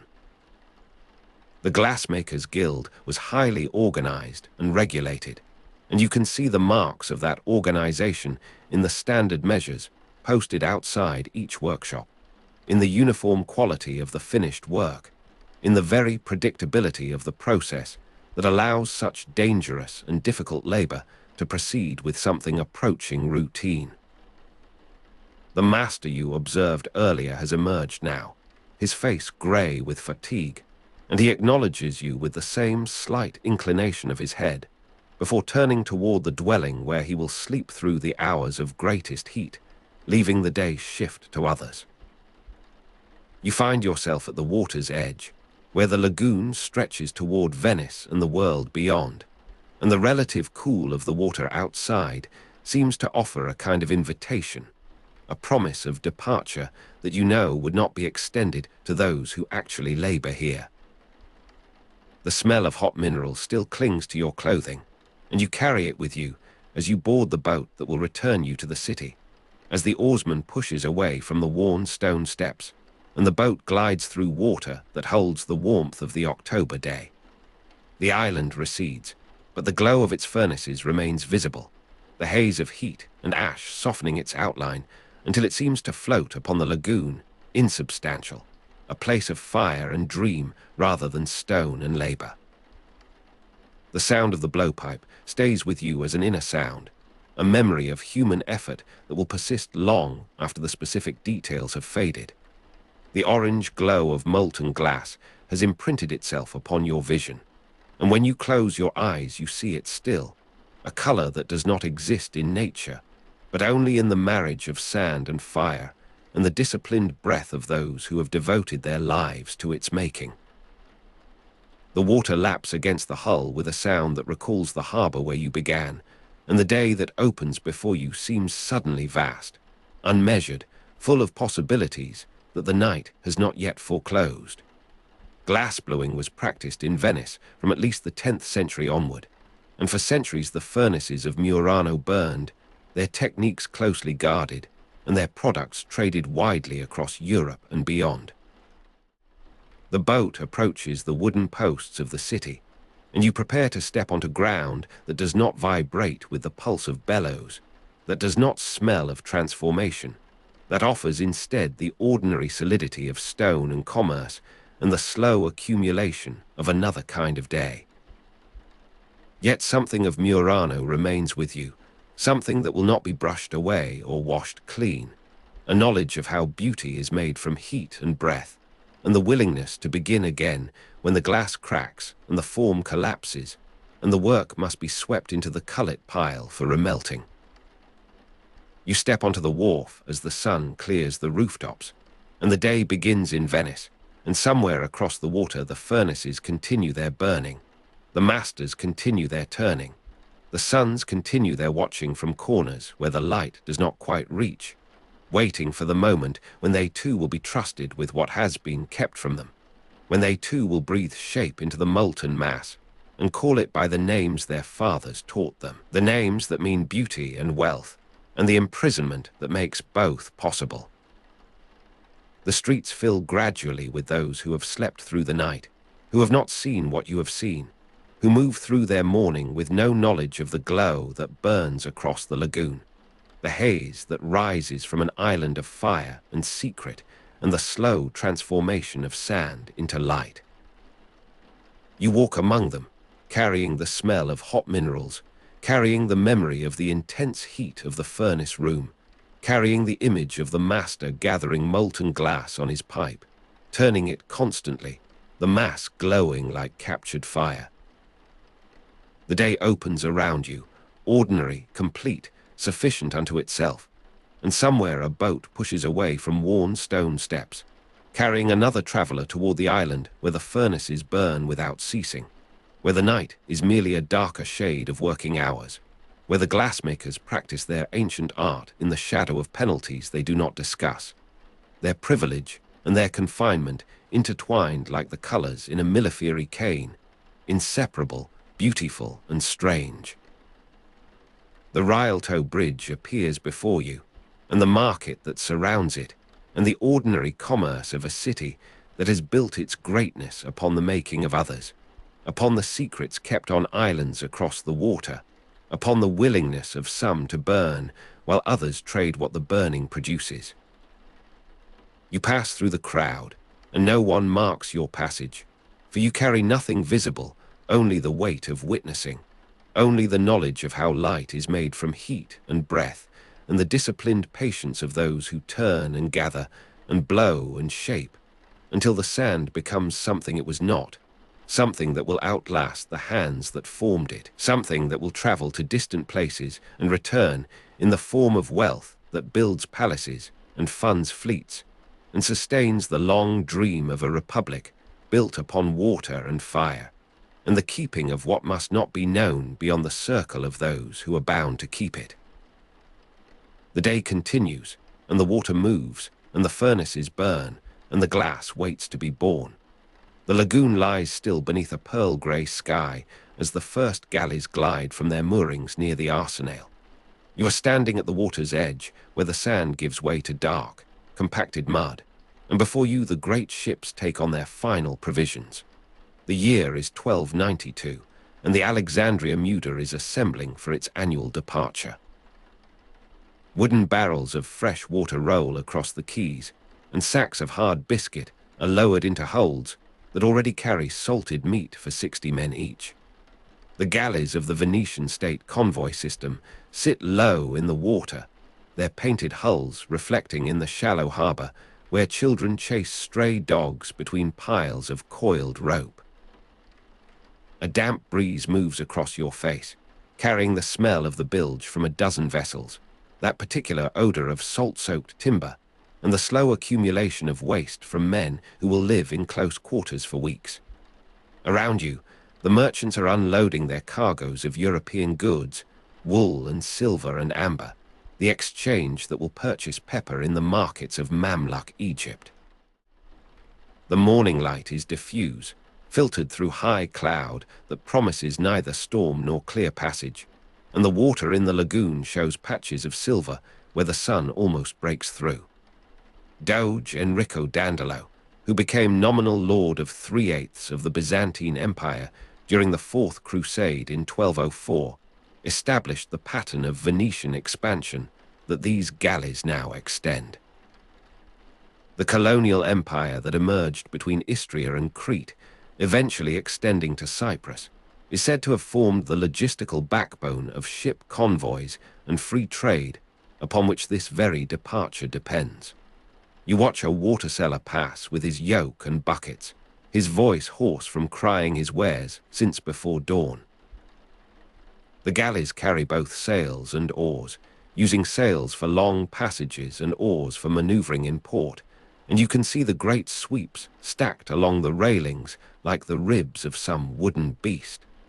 The captain stands at the stern of the lead galley, a sealed packet from the Magistrato alla Muda in his hands. The regular convoy system was organized by the state from the 13th century, and these sailing orders specify every port and date of the voyage to Alexandria that will take approximately 3 weeks with favorable winds. He breaks the wax with his thumb and reads aloud to his officers, his voice carrying across the water in the manner of one accustomed to command without raising his voice to shout. The parchment contains the accumulated authority of the Republic, the careful planning that reduces risks for individual merchants through organized protection, the weight of a commercial empire built upon water, and the keeping of precise schedules. The sky clears slowly through the morning, and by noon the sun has burned away the haze to reveal a hard, bright blue above the lagoon. You move through the crowd of sailors and stevedores, your feet finding familiar purchase on stones worn smooth by centuries of such departures. The sound of canvas filling with wind comes from a galley testing its rigging, the hull leaning into the breeze even while still moored, eager also, it seems to the men who will depend upon its response for their lives. A drum begins somewhere in the fleet, setting a stroke for oarsmen who practice their rhythm before the open sea demands it. The creak of oars working in unison reaches you from the channel where two galleys maneuver for position, their sweeps dipping and rising in the slow cadence that will carry them through calm days when wind abandons them. The taste of hard biscuit and salted meat already seems to coat your tongue, though you have not yet embarked, for the monotony of ship's rations is known to every traveler who has made this passage before. The heat rises from the wooden decks where bare feet have trodden, and the smell of tar and oakum mingles with the salt air in the particular perfume of Venetian maritime enterprise. The convoy assembles slowly through the afternoon, each galley taking its assigned position according to the sailing orders from the Magistrato alla Muda. The state convoy system demands precision, and the captain's signal between vessels with flags and lanterns, establishing the order that will govern their 3 weeks upon the water. You are standing at the harbour at dawn when the final preparations complete, the sky lightening to rose and gold above the eastern islands, and around you the merchants are unloading their last-minute cargoes, the final sacks of European goods that will secure their share of the return. The Alexandria galley convoy sailed annually, carrying European goods and returning with spices, and this year will be no different despite the rumors of disruption that have reached even the cafes near San Marco. The fleet moves through the narrow channel past the Lido, the open Adriatic spreading before them in the soft light of early morning. You are aboard now, the deck moving beneath your feet with the long, slow swell of the deeper water, and the land falls away astern in a low line of green and ochre. The passage down the Adriatic begins with the Dalmatian coast to port, a familiar presence of rocky headlands and occasional columns of smoke from fishing villages, and the open sea to starboard where the horizon curves away to meet the sky in a boundary that shifts with every hour. The rhythm of watches establishes itself, 4 hours on and 4 hours off, the bell marking time in a ship where time is measured only by duty and the slow passage of sun and stars across the heavens. The cold air moves across your face as night falls, the sudden coolness of open water replacing the heat of the day with a chill that seeps through wool and leather.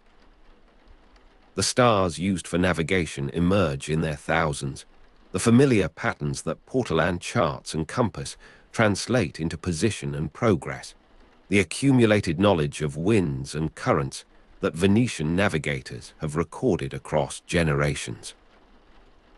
You stand at the rail while others sleep, the wake phosphorescent in the darkness, and the silence of the open water surrounds the ship like a held breath, broken only by the creak of timber and the soft passage of the hull through waves that rise and fall in their ancient rhythm.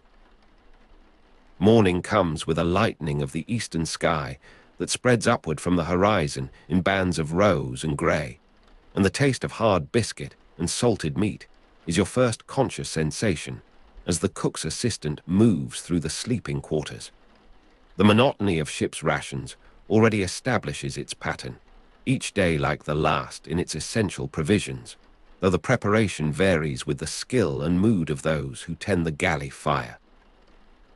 This morning the sails hang full with a following wind that sends the fleet forward in a formation maintained by constant adjustment, the captains signalling corrections that keep the vessels within sight of each other across the swelling sea.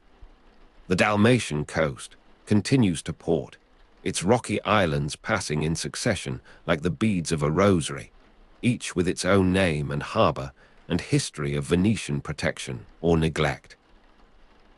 The colonial empire that emerged between Istria and Crete provided these way stations, the network of ports and provisions that made the long voyage possible, and you pass a fortified town where the flag of St. Mark flies above the harbour walls. The smell of the bilge intensifies in the heat of midday, that particular atmosphere of salt-soaked timber and 60 men living in close quarters for weeks, and you move to the bow where the wind offers some relief from the accumulated human presence below decks. A week passes in this manner, the routine of watches and meals, and the slow alteration of the coastline as the fleet moves southward. The sound of canvas filling with wind becomes so constant that you notice its absence more than its presence, the hull leaning into the breeze in the particular angle that indicates good progress. The captain reads the sailing orders each morning, confirming their position against the expected landmarks, and the precision of the regular convoy system reveals itself in the confidence with which he makes these calculations. The voyage to Alexandria took approximately 3 weeks with favorable winds, and so far the winds have been favorable, the kind of steady passage that veterans speak of with the satisfaction of those who know how rare such fortune can be. The open sea stretches wider now, the coast of Dalmatia falling astern, and the eastern shore of the Adriatic growing distant to port. You are standing at the rail when a school of dolphins appears, their grey backs breaking the surface in parallel arcs that keep pace with the ship for an hour, before they veer away towards some purpose of their own. The accumulated knowledge of winds and currents suggests that the fleet will soon turn more directly south, leaving the sheltering land behind for the open passage toward Crete. The stars used for navigation grow more familiar with each night watch, the patterns that mark the seasons and the latitudes becoming as known to you as the streets of your home city, though you have never been so long upon the water before. The silence of a calm day in mid-Mediterranean descends without warning, the wind dropping in the afternoon until the sails hang empty, the canvas slatting against the masts in the roll of the swell. The oars are brought out in the heat, and the creak of oars working in unison fills the air as the drum sets the stroke, a slower rhythm than the urgency of port maneuvering, but relentless in its demand for continued effort. The galley crews include both free oarsmen and, increasingly in the 14th century, convicts and debtors, though this is not yet the common practice it will become, and you watch the men at their benches, their backs bent to the work, their breathing synchronized in the physical meditation of sustained labor. The smell of sweat mingles with the salt air, and the taste of hard biscuit and salted meat seems sharper in the stillness. Night brings a return of the wind, and the sudden coolness of open water is welcome after the stagnant heat of the calm day. The stars emerge brilliant in the absence of moon, and the fleet reforms its scattered order, signals passing between vessels in the darkness. You stand your watch with a cloak wrapped against the chill, the wake once more phosphorescent, the sound of canvas filling with wind, a relief after the labor of the oars.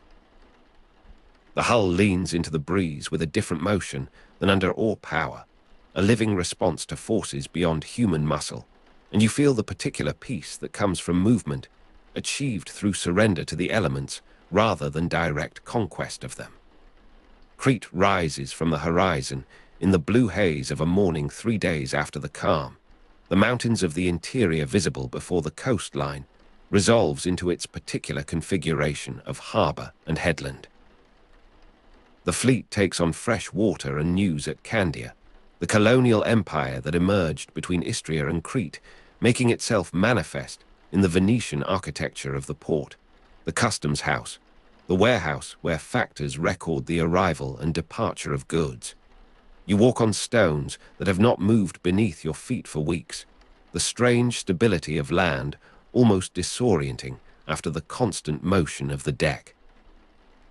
A letter waits from the factor in Alexandria, brought by a faster vessel that left Venice after the Muda, but made better passage with favorable winds, and the captain reads it with the attention he gave to the sailing orders, for both contain the intelligence upon which commercial decisions depend.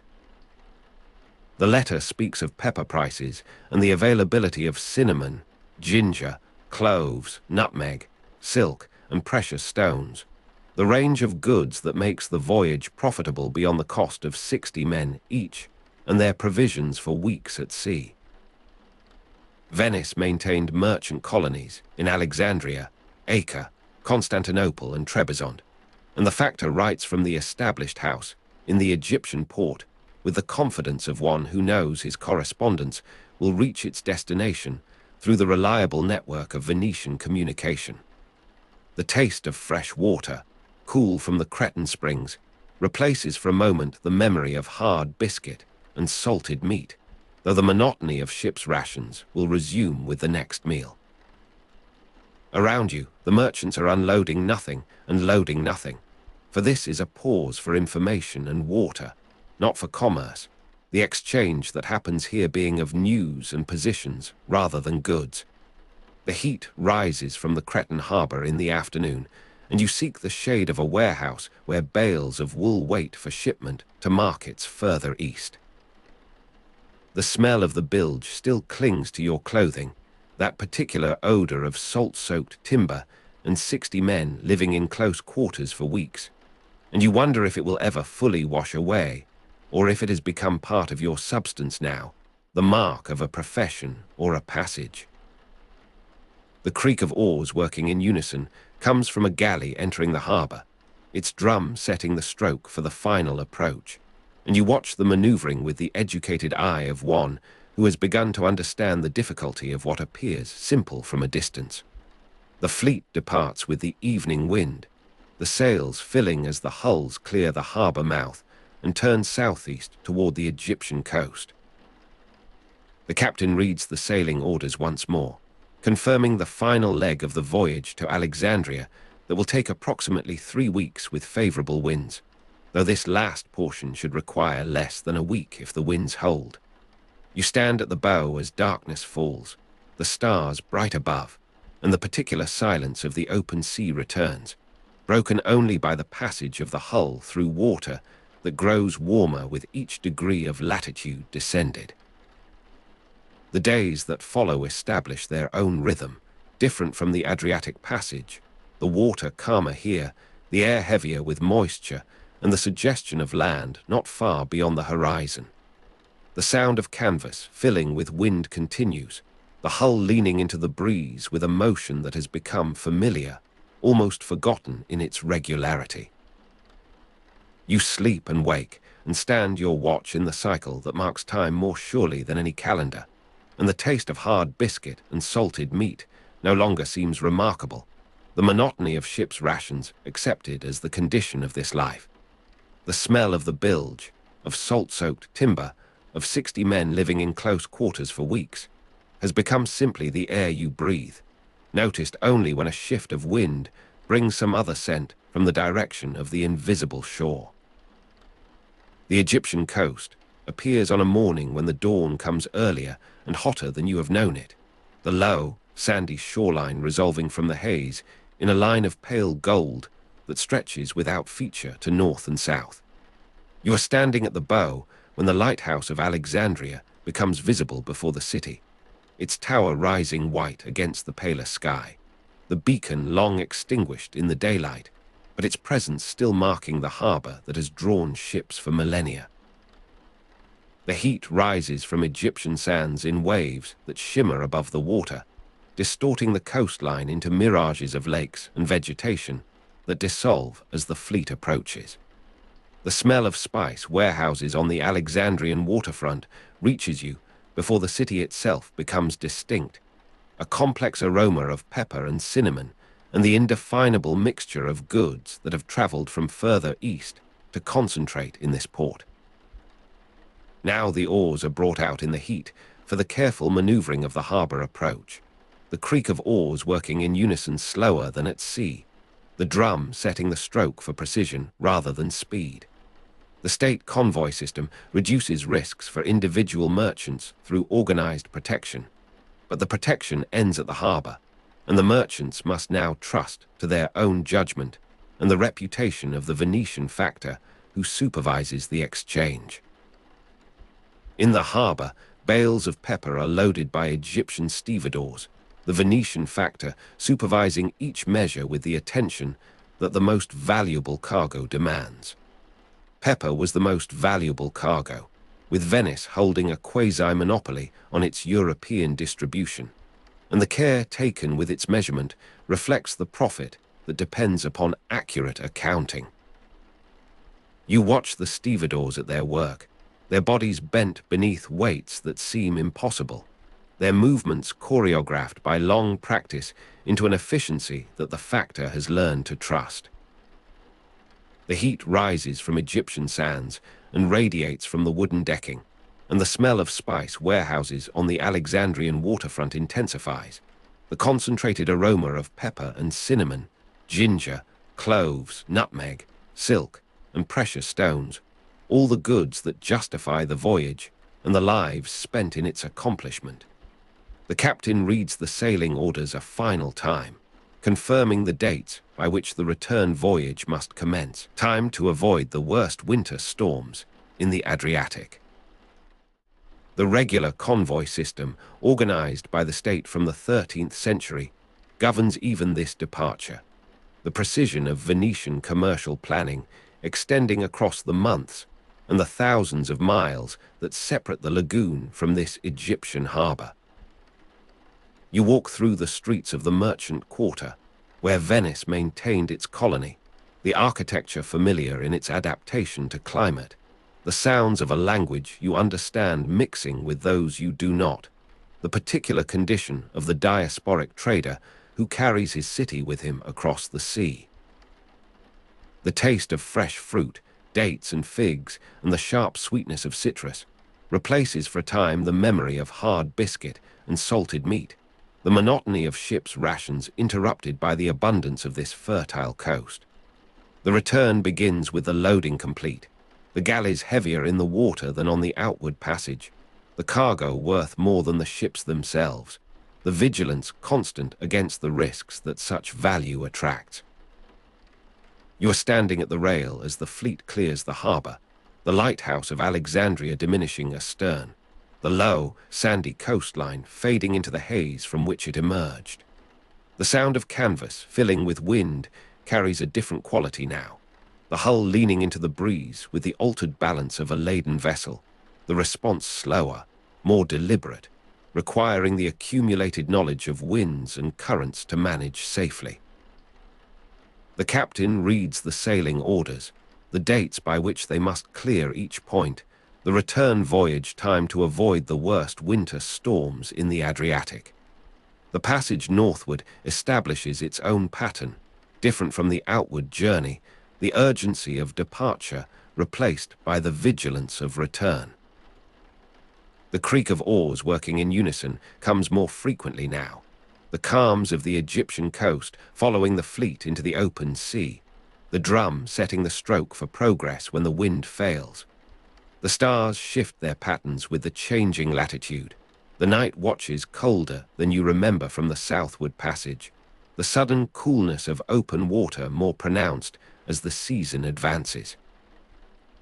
You wrap yourself in your cloak and watch the wake, the phosphorescence that marked the southern waters giving way to darker seas where the cold suppresses such display. The silence of a calm day in mid-Mediterranean returns, the sails hanging empty, the oars brought out in the heat that persists even as the days grow shorter.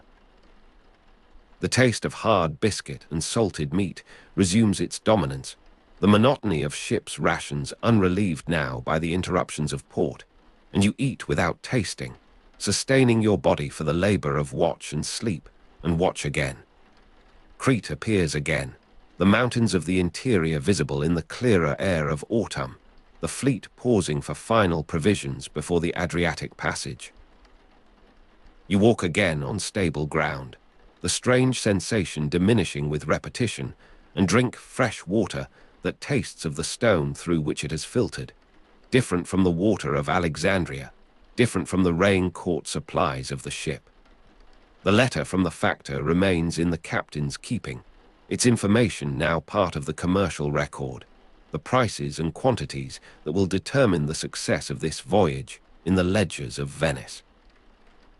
The final leg begins with a northerly wind that promises good passage, the galleys moving in formation through seas that show the first signs of winter's approach. The return voyage was timed to avoid the worst winter storms in the Adriatic, and the sailing orders specify the latest safe arrival, the date beyond which the risk becomes unacceptable. You stand your night watches in increasing cold, the stars clearer in the dry air that replaces the moisture of the southern passage. The sound of canvas filling with wind carries an edge now, the canvas harder with the temperature, the hull leaning into the breeze with a motion that speaks of the weight it carries. The pepper and cinnamon, ginger, cloves, nutmeg, silk, and precious stones that will arrive in the lagoon before the winter closes the sea. The Dalmatian coast appears to port, familiar now in reverse, the headlands passed in opposite order marking the progress toward home. The accumulated knowledge of winds and currents guides the fleet through the channels between islands, the portoland charts and compass confirming what the navigators know from the shape of the seabed's reflection in the color of the water. The lagoon opens before the fleet on a morning of low cloud and the particular grey light that precedes the winter rains.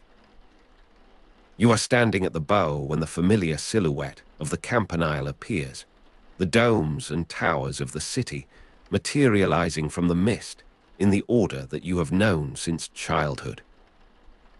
The oars are brought out for the final approach, the creak of oars working in unison slower now, the drum setting the stroke for the ceremonial entry into the harbor where officials wait to record the arrival, to assess the cargo, to confirm that the state convoy system has once more fulfilled its purpose.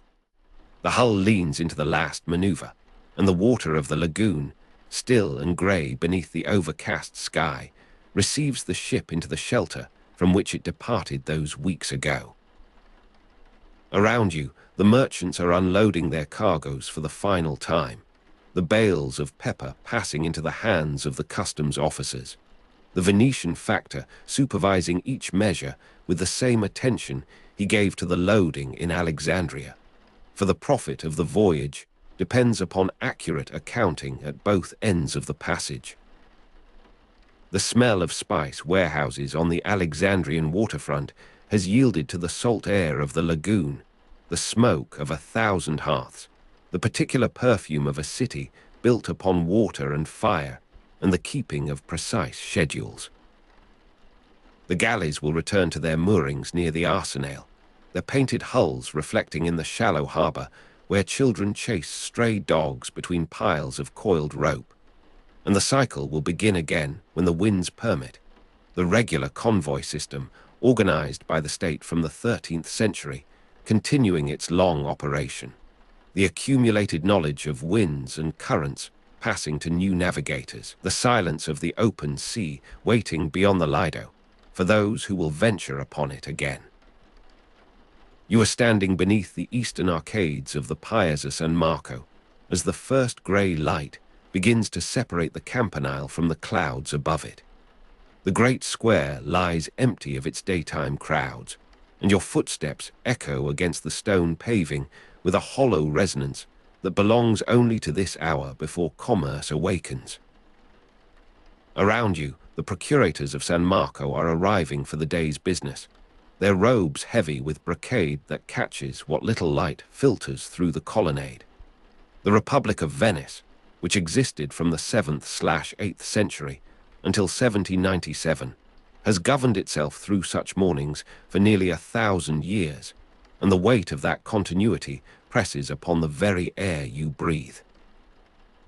The cool of the arcades settles against your skin as you watch these highest officials, after the Doge, make their deliberate way toward their offices located under the arcades of the Piazza San Marco.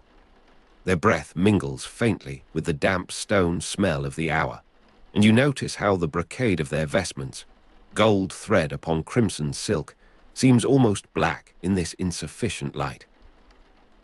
One procurator pauses to adjust the hang of his robe, and you perceive the subtle strain in his shoulders, the weight of official robes in summer heat, already gathering despite the early hour, the sweat beneath silk and brocade that will soak through by midday.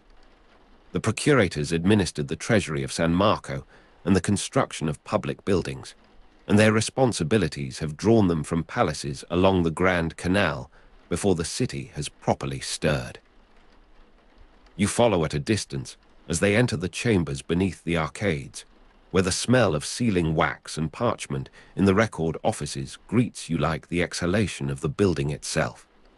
Clerks are already at their stations, their fingers ink-stained from the previous day's work, and the quality of light through high windows, falling on dust motes in the air, creates a kind of suspended golden haze that seems to hold time itself in abeyance. The dust motes turn slowly, infinitely slowly, as a young clerk moves between the chests and shelves, searching for something his master has requested. You watch him pause, consider, reach for a bundle tied with faded ribbon. The clerk is searching the archives for a precedent. How was a similar dispute with the King of Hungary resolved in 1218? His fingers trace the inscription on a leather cover, and you feel the patience of this task settle into your own breathing.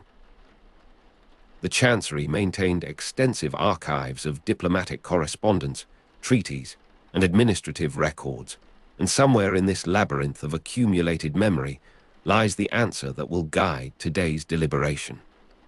The clerk's face, caught in the light from the high windows, shows no frustration at the slowness of his search, for the Republic has always understood that governance moves at the pace of careful recollection. He unties a bundle, examines its contents, sets it aside with a whisper of disturbed dust. The sound of voices lowered in council begins to filter through from an adjacent chamber, and you drift toward it, passing between shelves that contain the written memory of centuries. The Republic of Venice has deposited here every significant agreement, every commercial contract, every diplomatic overture, and the silence of the archives at night will later enfold these same documents. Thousands of documents in their chests, the city sleeping above. For now, the morning advances, and you emerge into a larger hall where preparations are underway for a more formal assembly. You find yourself among the benches where the Great Council meets, hundreds of men in white togas, voting by dropping balls into urns, and though the hour has not yet come for this ritual, attendants are arranging the vessels with the solemnity of priests preparing an altar. The Great Council, the Magia Consiglio, held legislative power, restricted to patrician families, and its composition was determined by the Serrata of 1297, which closed the Great Council to new families, establishing a hereditary patriciate. You run your hand along the back of a bench, feeling the polished wood where countless hands have rested during interminable deliberations, and you understand that this physical space contains the political DNA of the Republic itself. The Serrata transformed this assembly into a closed body, and you observe how the patrician families like the Lagoon combined commercial, military, and political roles, their members moving between galley command and council chamber as the Republic demanded. The Doge was elected through a complex procedure involving the popular assembly, and then the urban nobility, and that complexity was itself a safeguard, a labyrinth through which no single ambition could pass undetected. The benches fill gradually, and you take your place at the periphery, watching the white togas assemble like a field of late lilies. The voting by dropping balls into urns will begin later, but first there are reports to hear, petitions to consider, the endless administrative circulation that sustains the state. You notice how the patricians greet one another with restrained formality, the embrace of equals who know themselves bound by common privilege and common constraint. The Serrata of 1297 created this fellowship of birth, and its descendants have learned to wear their exclusivity with the same unconscious ease they bring to their distinctive dress. The light through the high windows shifts as the sun climbs, and the dust motes in the air now dance with more vigorous life, stirred by the movement of so many bodies.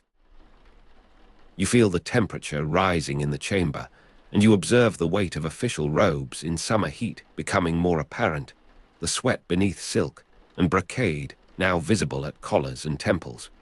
Yet no one removes his formal garment, for the dignity of the Republic resides partly in this endurance, this willingness to suffer discomfort in service of ceremonial propriety. The murmur of counsel fills the space, a continuous sound like water moving over stones in a shallow stream. A bell signals the formal opening, and the assembly rises as one. You rise with them, feeling the collective movement pass through your own body. The Republic has refined this choreography of power across generations, and every gesture carries the sediment of long precedent. The Doge's power was increasingly circumscribed by councils and committees over time, and even now, in this moment of collective attention, you understand that the Duke himself is not the source of authority, but its most visible custodian. Venice's political system was characterized by checks and balances, collegiality, and elaborate electoral procedures, and the ritual you are witnessing embodies all three principles in its very structure. You drift from the Great Council as its business settles into the rhythm of formal procedure, and you find your steps carrying you toward the Doge's palace. The cool of the arcades welcomes you again, and your footsteps echo against the stone paving with a different quality here, closer to the water, where the light reflects upward from the lagoon in shifting patterns. In the Doge's palace, the Duke himself sits among his councillors, not above them, his authority shared, and you are admitted to observe this collegial arrangement in its daily operation. The chamber you enter is neither throne room nor council hall, but something between, designed to emphasize the Doge's position within rather than above the circle of power. You see him seated at the curved table's center, his robes scarcely more elaborate than those of the Procurators flanking him, and you note how his gestures are measured, how his voice joins the general discussion without dominating it. That same electoral procedure which produced this figure has yielded a ruler who must consult where another prince might command. Around you, the merchants are unloading their cargoes of advice and information, the Venetian factor of each department contributing his specialized knowledge to the collective decision. The taste of almonds and wine at the working lunch reaches you before you see its source. Sustenance, through long deliberations, having been provided by attentive servants who move with the unobtrusive efficiency of long practice. You accept a small cup, feeling the warmth of the ceramic against your palms, and the almonds, honey-glazed and faintly salted, restore something to your attention that the morning's slow ceremonies have worn thin. The Procurators are present at this informal collation, their offices under the arcades of the Piazza San Marco, connecting them to this larger complex of governance by proximity and shared purpose. The afternoon advances, and you observe how the Duke's councillors come and go, replaced by others carrying fresh documents, new petitions, reports from the far corners of the Republic's concerns. You watch a secretary whisper something to the procurator seated nearest the Duke, and you see how information moves through this system like blood through a living body, nourishing each organ without accumulating dangerously at any point. The sound of voices lowered in council continues, but its quality changes as the day grows older, becoming more strained, more conscious of the hours remaining. You feel the weight of official robes in summer heat more intensely now, the sweat beneath silk and brocade having soaked through to visible darkness at the spines of several councillors. Yet the deliberations continue, for the Republic's business does not acknowledge bodily discomfort, and the taste of almonds and wine has been consumed, leaving only the memory of sustenance to carry these men through the remaining hours. You excuse yourself from the Doge's palace, needing the movement of passage to restore your own alertness, and you find the arcades of the Piazza San Marco transformed by afternoon light. The cool of the arcades persists, but the angle of illumination has shifted, and your footsteps echo against the stone paving with a drier, more resonant quality than in the morning damp. The light through the high windows, falling on dust motes in the air, has become more golden, more emphatic, as the sun begins its descent toward the western horizon. A messenger has arrived, you learn from the murmur that passes through the administrative chambers. A message arrives from the bailo in Constantinople, and its significance draws you toward the quarters of the Council of Ten. The Council of Ten, the Consiglio dei Dici, was established in 1310 to suppress conspiracy, and the Ten became a powerful permanent security and intelligence body, their original temporary mandate having long since hardened into institutional permanence. You are not admitted to their closed session, but you wait in an antechamber, sensing the gravity of what passes behind the heavy door. The smell of sealing wax and parchment seems sharper here, more urgent, and you understand that the information from Constantinople will be added to the files that the Chancery maintained, extensive archives of diplomatic correspondence, treaties, and administrative records, where it will inform decisions not yet imagined. The Republic has always depended upon such intelligence, upon the patient accumulation of knowledge about friends and potential enemies alike. Around you, the merchants are unloading their cargoes of information, the Venetian factor in Constantinople having transmitted what his observation and his networks have gathered. You hear the door open behind you, and a secretary emerges with instructions for copying and distribution. The Council of Ten will read the message in closed session, and their deliberations will remain secret even from other governing bodies, for the Ten became a powerful permanent security and intelligence body precisely through such exclusivity. You watch the secretary's face as he moves away, revealing nothing, and you understand that this opacity is itself a tool of state, the capacity to act without explaining, to know without sharing. The evening approaches, and you find yourself in the chambers of a notary, his pen moving steadily, recording a land transaction that will be binding for centuries. You watch the ink flow onto the prepared parchment, each character formed with the precision of one who knows that his record may be cited in disputes long after his own death. Notaries recorded all significant commercial and political transactions, and this particular document, you learn from the murmured consultation between notary and client, concerns property in the Veneto that has passed between patrician families like the Lagoon for generations. The light through the high windows has become the light of evening, falling on dust motes in the air with a reddish tinge that seems to suspend each particle in its own individual glow.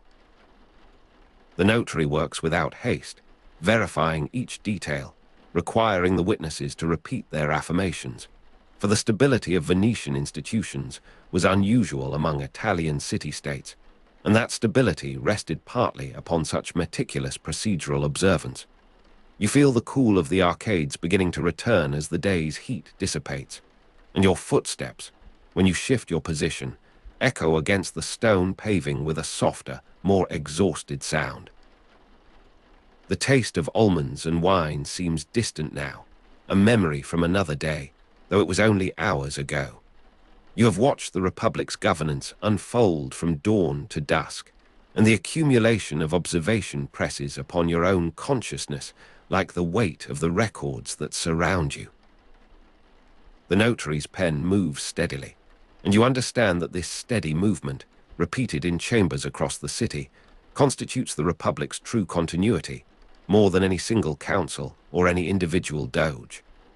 The Senate, the Brigadi, handled foreign policy and commerce, and you know that somewhere in the palace adjacent, that larger body has been meeting even as you observed the Doge's more intimate council. You repeat the Latin name to yourself, feeling the syllables settle into the rhythm of your breathing, the foreign policy and commerce that occupied their deliberations, connecting Venice to a world that stretches far beyond the lagoon. You have not witnessed their session, but its existence shadows your understanding of what you have seen, another chamber, another set of voices, another contribution to the distributed intelligence of the state. The myth of Venice as a perfectly balanced republic was promoted by Venetian writers themselves, and as you watch the notary complete his final entries, you recognize how that myth and the reality it partially reflected have become inseparable in the experience of governance. The stability of Venetian institutions was unusual among Italian city-states, and Venetians themselves have long since come to believe in the exceptional nature of their arrangements, this faith itself becoming a kind of political technology, reinforcing the very stability it claims merely to observe. The notary sanded his document, folded it, sealed it with wax that he pressed with a signet you could not clearly see. The smell of sealing wax and parchment intensified momentarily with this fresh application, and you inhaled the sharp, slightly acrid scent as a kind of punctuation to the day's accumulated impressions. You find your way back to the Piazza San Marco as the light fails completely, and the arcades empty, but the records remain, the slow accumulation of written memory that will inform tomorrow's deliberations and those of years to come. The cool of the arcades has become almost cold, and your footsteps echo against the stone paving with a loneliness that speaks of the square's transformation from public forum to private shadow. The silence of the archives at night descends upon the chambers you have left behind, thousands of documents in their chests, the city sleeping above. You stand at the edge of the square, looking back toward the arcades where the Procurators' offices lie darkened, and you feel the weight of the Republic's history as a physical pressure against your chest. The campanile rises against a sky in which the first stars are becoming visible, and you remember the quality of light through high windows, falling on dust motes in the air that greeted your morning observation.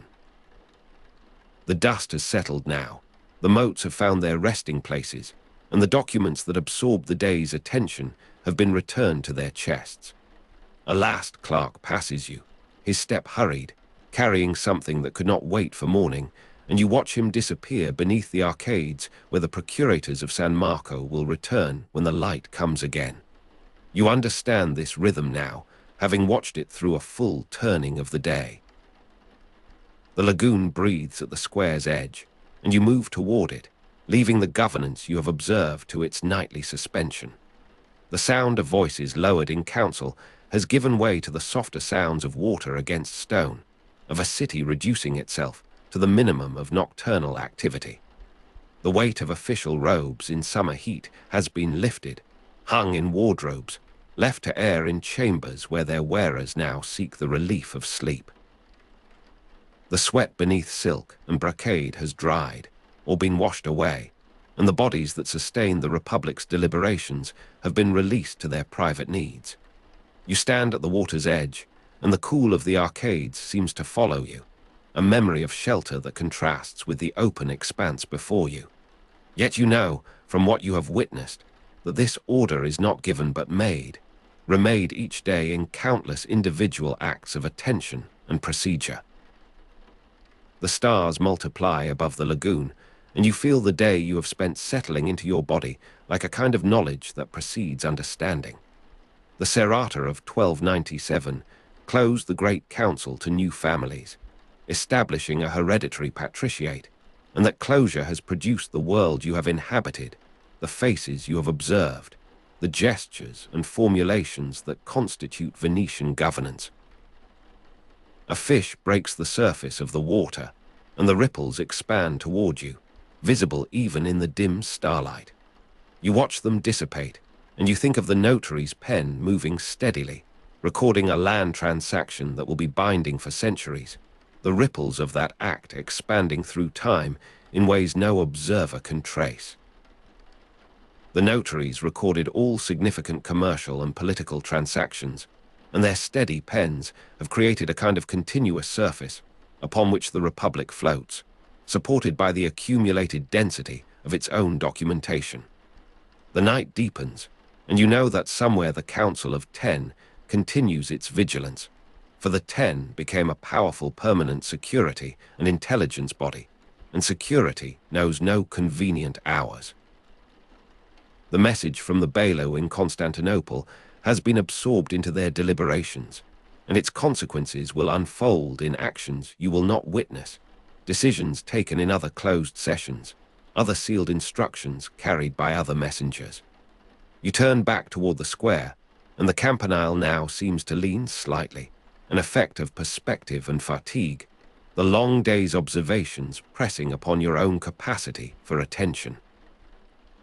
The silence of the archives at night enfolds the documents you have seen consulted, the precedent for the dispute with the King of Hungary in 1218, the diplomatic correspondence from Constantinople, the land transaction just recorded. Thousands of documents in their chests, the city sleeping above, and you are sleeping too, or nearly so, your consciousness loosening its hold upon the particular in favor of a more diffuse awareness of pattern and duration. The arcades receive you again, and your footsteps echo against the stone paving with a softness that suggests you are not fully awake, that the boundary between observation and dream has begun to dissolve. The Procurators of San Marco, whose offices were located under the arcades of the Piazza San Marco, have long since departed to their palaces, their day's work complete, their contribution to the Republic's continuity made for this turning of the earth. The smell of sealing wax and parchment lingers in your imagination, or perhaps it is real, a trace carried outward by the night's cool movement of air. You breathe it in, and with it the accumulated suggestion of centuries of careful documentation, the Chancery's vast holdings reduced to this single inhalable presence. The Senate's deliberations have ended, its members dispersed to their various destinations. The foreign policy and commerce they managed suspended until the next convocation. You find a bench beneath the arcades, and the cool of the stone surface reaches you through your clothing, anchoring you in physical sensation even as your consciousness drifts. The stars wheel slowly above the campanile silhouette, and you understand that you have been present for a single day in the life of an institution that measures its duration in centuries. The watchman's hut on the Lido sits low against the dunes, its timbers dark with decades of salt and wind. Inside, you are standing close to a brazier where driftwood smolders with a thin, acrid warmth that barely reaches your hands. The coals glow orange, and then dim, orange and then dim, in a rhythm older than the hour itself.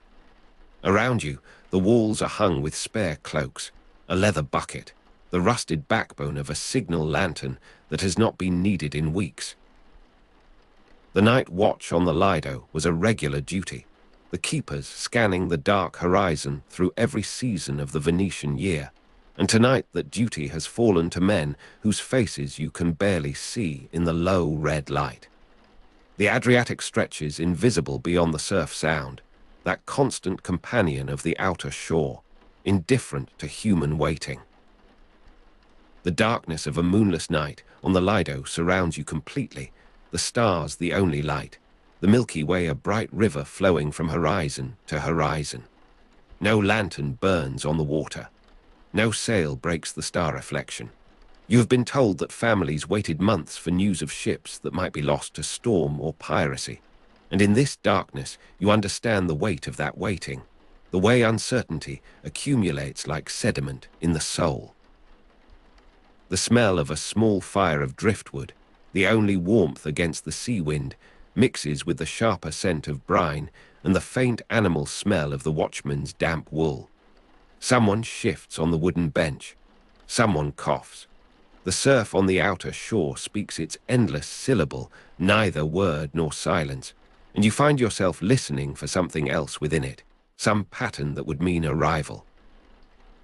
The Venetian state organized regular convoys, called muda, for major trade routes from the 13th century, and by now, in the 14th century, this system has reached its peak organization. The Flanders galleys sailed annually to Bruges, carrying spices and returning with wool and cloth. The Aigues-Mortes galleys connected to France. The Barbary galleys traded in North Africa.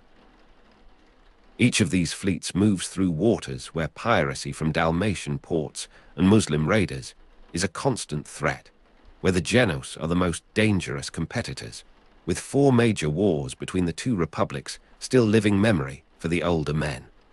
The War of Curzola in 1298 saw Marco Polo captured by the Genoese. He dictated his travels in prison. and that book has already begun its long circulation through the courts of Europe. Naval warfare relied on galleys, archers, and boarding parties. Ramming was largely obsolete. All of this knowledge sits in the hut with you, unspoken, the shared inheritance of a maritime people. The coals settle with a soft collapse. A watchman rises to pace the narrow floor, his boots scraping sand that has blown in through gaps in the wall. You are standing at the door now, looking out across the strip of dune and beach to where the sea must be, though you cannot see it. The sound of surf on the outer shore fills the space where vision fails. The cold air moves across your face, carrying its freight of salt and distance. Somewhere in that darkness, the Flanders galleys are either moving toward you or they are not, either safe or swallowed, and no amount of watching can hasten the moment when this becomes known. The Lido Island provided the first sighting point for returning vessels from the sea, and so the first knowledge belongs to whoever stands here in this hut on this night. A light appears. It is faint, uncertain, a point that might be a star low on the horizon or might be something else entirely. The watchman beside you stills, his hand on your shoulder. The light holds, steadies, and then there is a second beside it, and then a third, until a cluster forms against the dark, each point distinct now, separated by the black water between hulls. The convoy is returning, or fishermen are working late, or an enemy is approaching under the cover of darkness. The distinction matters more than anything else in the world at this moment, and there is no way to know which truth the lights carry. Signal fires or flags might announce the approach of important ships, but only when they are closer, only when the first light of recognition has passed between watcher and watched. The first grey light, before true dawn, begins to seep into the eastern sky, and shapes begin to emerge from the dark water. You can see the hulls now, the low profiles of galleys riding at their oars, the taller shapes of their lateen sails furled against the yards. The cry of the watch, hoarse from salt and shouting, carries across the water, a voice stripped of music by long use, calling numbers, calling names, calling the recognition that these are Venetian hulls, Venetian rigging, the Flanders galleys home from Bruges with their cargo of wool and cloth. The message goes to the city by boat. The Flanders galleys are in sight, 10 days early, 10 days before the expected window of arrival that merchants and wives and creditors have marked on their calendars. In a palazzo near the Rialto, a merchant's wife wakes from a dream she will not fully remember, only the impression of water and her husband's ship, some anxiety or relief that lingers as she rises from the bed. She has dreamed of her husband's ship, though she does not know that it has appeared on the horizon, that the message is even now moving across the lagoon. The palazzo is quiet around her, the servants still sleeping, the accounts ledgers closed on the desk where she examined them by candlelight the evening before. She moves to the window that faces east, toward the sea, toward the passage where the galleys will come. The taste of anxiety, dry in the throat, the not knowing that precedes certainty, is familiar to her, has been her companion through the months of this voyage. Insurance contracts, colleganza and commenda, spread the risk of loss among multiple investors, but no contract spreads the weighting. No partner shares the particular weight of a dream about water. The sky lightens further, the stars fading into a blue that will become rose and then gold. You are standing at the harbour at dawn, the water surface shifting from black to grey to the colour of old pewter. Around you, the merchants are unloading their cargoes from other vessels, or preparing to, the harbour never truly still even in the hours before full day. But the attention is turning now, has been turning since the message came, toward the passage where the galleys will emerge. Wives and factors, creditors and porters, all waiting as the hulls come through the passage, each with their own measure of interest in this arrival. The particular quality of harbour sound when many ships arrive together, voices, ropes, water, wood, begins to build before the ships are even visible from this vantage. the rumor of arrival preceding the fact. The arsenal maintained reserve galleys that could be sent to escort threatened merchantmen, but no escort was needed this time, no signal of distress received. The Flanders galleys move under their own power, their oars working in the practiced rhythm that carries them through the narrow water between the Lido and the city. You can see the faces now, the men at the oars, the officers at the stern, the cargo covered by tarpaulins that have weathered the long voyage from Bruges. The harbour fills with that particular quality of harbour sound, the voices calling from ship to shore and back again, the ropes thrown and caught, the water breaking against hulls that have not felt this harbour's embrace in half a year. A single ship is missing. The count was made on the passage, was confirmed as the galleys moved through the grey water, and one hull that sailed from Bruges does not now return. The names are read, the prayers said, the accounts adjusted for loss with the dry precision that grief and commerce both demand. The merchant's wife, who woke from her dream and came to the harbour with her cloak, pulled tight against the morning cold, hears the names and does not hear her husband's among the missing, and something in her posture changes, some held breath released. The colleganza, the commenda, the insurance contracts will now be invoked for the investors in that missing hull, the mathematics of survival applied to those who wait for news that will not come. The return of a successful convoy could affect prices across European markets, and already the factors are moving through the crowd, their tablets ready, their calculations beginning before the first bale is unloaded. The wool will go to the workshops, the cloth to the warehouses, the spices that the Flanders galleys carried outward have already been sold in the markets of Bruges, and the profits transformed into these heavy bales. The Muda system now delivers its regular miracle of arrival against the odds of storm and piracy, and the constant threat from the Genos, with 4 major wars between the two republics still shaping the caution with which these voyages are planned. The successful voyage celebrated begins with Mass at San Marco, the great church filling with those who have interest in the galley's safe return, the wives and factors, the creditors who will be paid, the porters who will find work in the unloading. A distribution of alms follows, the city's brief gratitude made concrete in bread and coin, given to those who have nothing to do with the sea, but who share in the general relief of safe arrival. Venice turns back to its ordinary concerns, the harbour sound fading to its usual level, that particular quality of many ships arriving together, giving way to the quieter music of a working port. You are standing at the edge of the crowd as it disperses, the church bells still echoing across the water. The merchant's wife moves past you, her hand in her husband's now, the dream already becoming memory, the anxiety of the night watch replaced by the ordinary negotiations of a marriage resumed after long absence. The stars that wheeled above the campanile in some other night, some other chapter of this long republic, have given way to a day that warms slowly, the sun climbing through a haze of harbour smoke and distant mist. You find yourself walking along the water's edge, where the tide has left its debris of shell and weed and the splintered remains of crates. The sound of surf on the outer shore still reaches you here, filtered through the buildings and the voices of the city, but still present, still speaking its ancient language. The darkness of a moonless night on the Lido seems distant now, but you know that darkness will return, that the watchman's hut will fill again with the smell of a small fire of driftwood, the only warmth against the sea wind.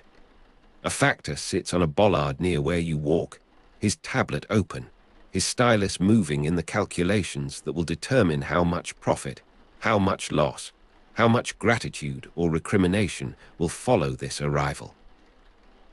His numbers will be part of the adjustment, the precise measurement of what the missing ship carried, what its investors have lost, what the survivors have gained. The War of Curzola sits in the memory of the city alongside countless other captures, other losses, other arrivals that ended in the reading of names and the saying of prayers. The harbour at dawn has become the harbour at mid-morning, that particular quality of many ships arriving together, giving way to the ordinary commerce of a working day. You are standing near the customs house, where officials move through the arriving cargo with their lists and their seals, where the Flanders galleys are in sight. 10 days early becomes the Flanders galleys are unloading, their wool and cloth entering the warehouses of the Republic. The Aigues-Mortes galleys connected to France, the Barbary galleys traded in North Africa, and somewhere in the offices nearby the plans for these next voyages are already being drawn. The Muda system turning its wheel toward the next departure, the next arrival, the next night watch on the shore. The cold air moves across your face, softer now than in the night hours, carrying the smell of the city rather than the sea, of bread baking and refuse decaying, and the 1,000 particular odors of human habitation pressed onto a finite space of island and mudflat. The merchant's wife, who has dreamed of her husband's ship, who woke to the not knowing that precedes certainty, has gone now to her palazzo near the Rialto, to the ordinary negotiations of resumed marriage, to the waiting that will begin again when the next convoy sails. The taste of anxiety, dry in the throat, belongs to others now, to the investors in the missing ship, to those who will hear the names read and know that the prayers said will not bring back what the sea has taken.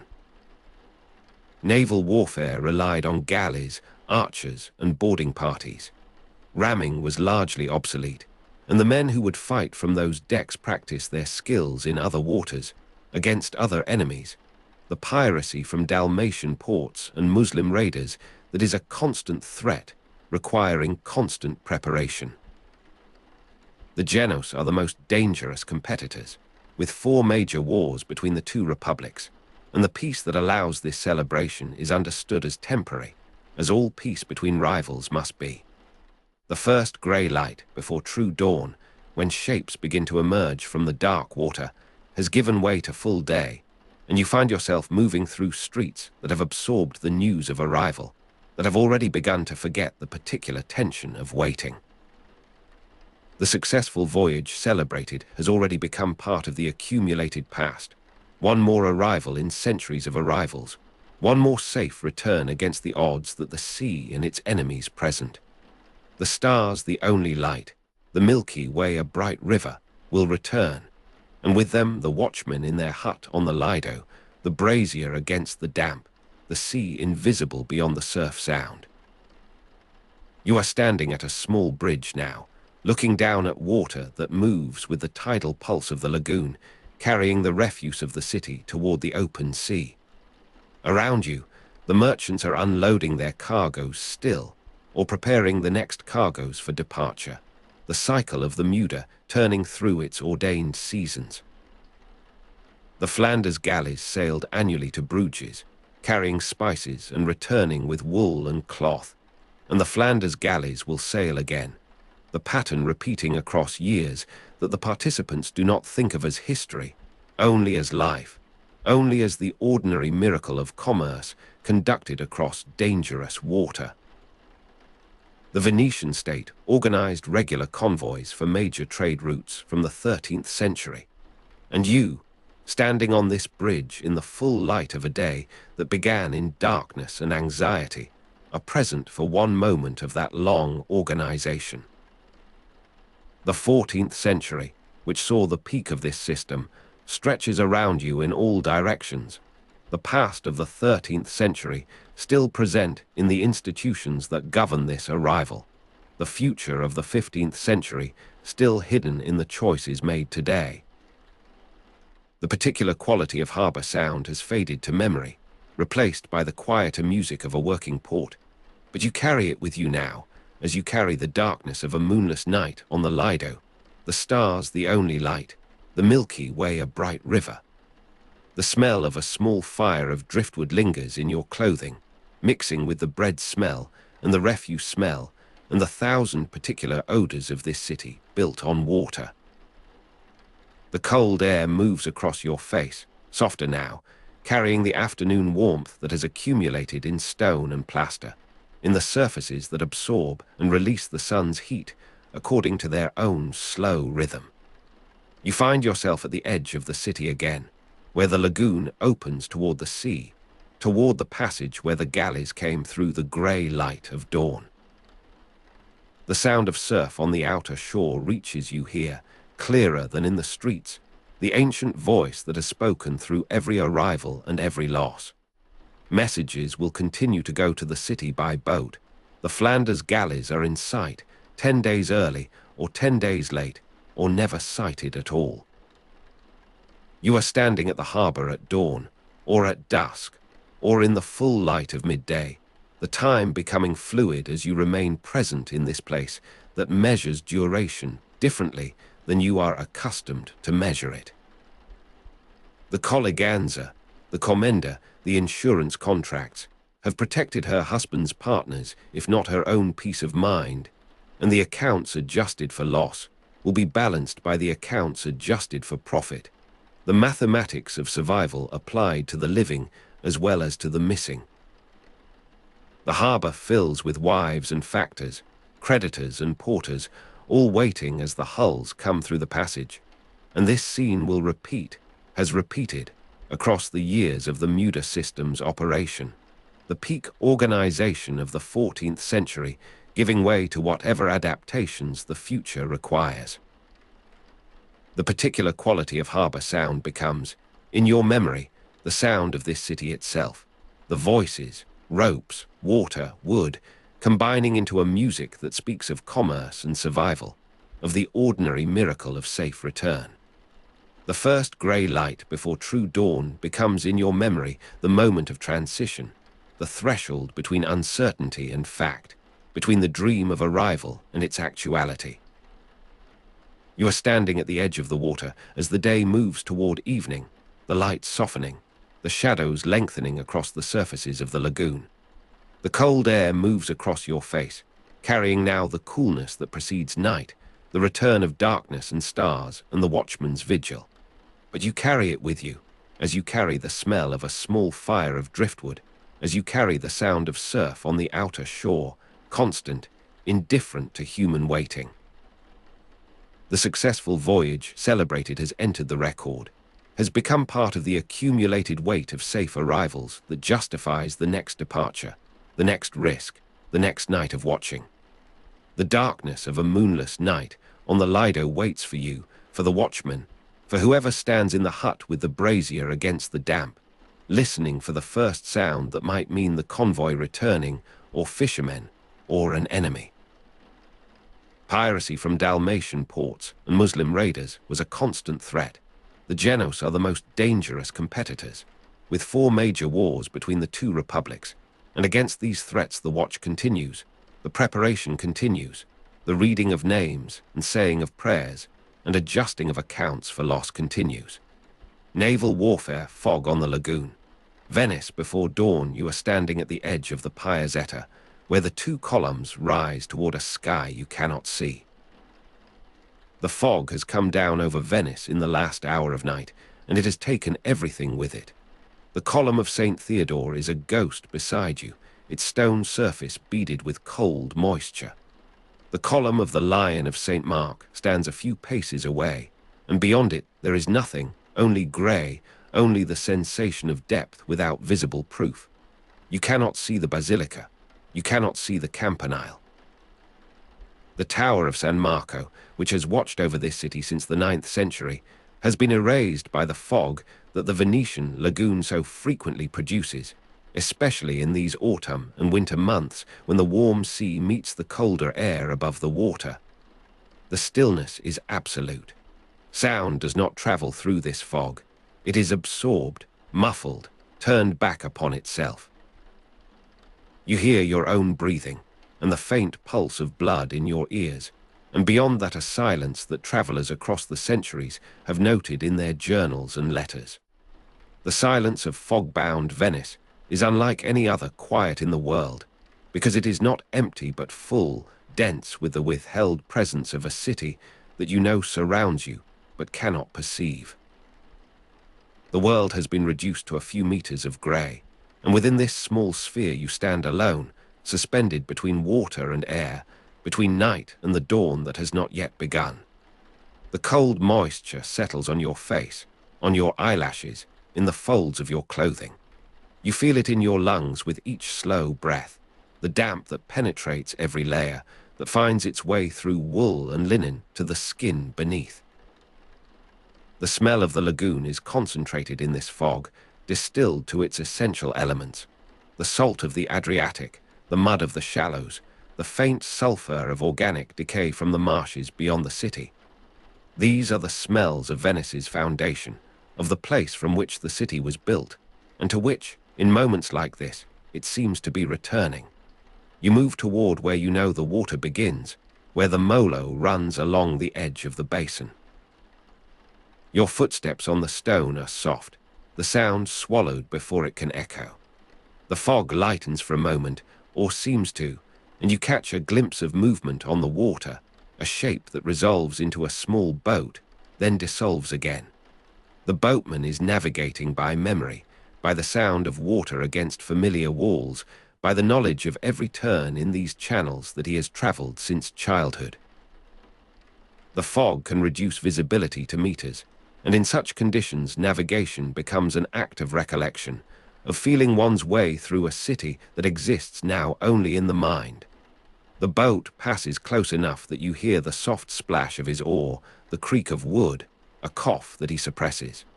Then he is gone, and the silence returns, deeper than before.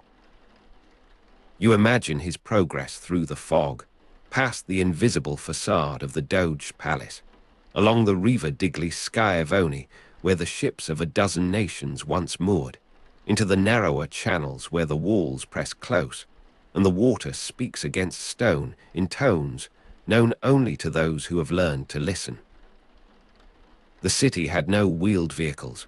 All transport was by water or on foot, and so the boatman moves through a Venice that his ancestors would have recognized, a city of canals and passages where the fog has restored, however briefly, the primacy of water over land. The luminous grey around you shifts almost imperceptibly. You cannot say when the change began, but you notice now that the column beside you has more definition than it did, that its carved surface holds shadows where before there were none.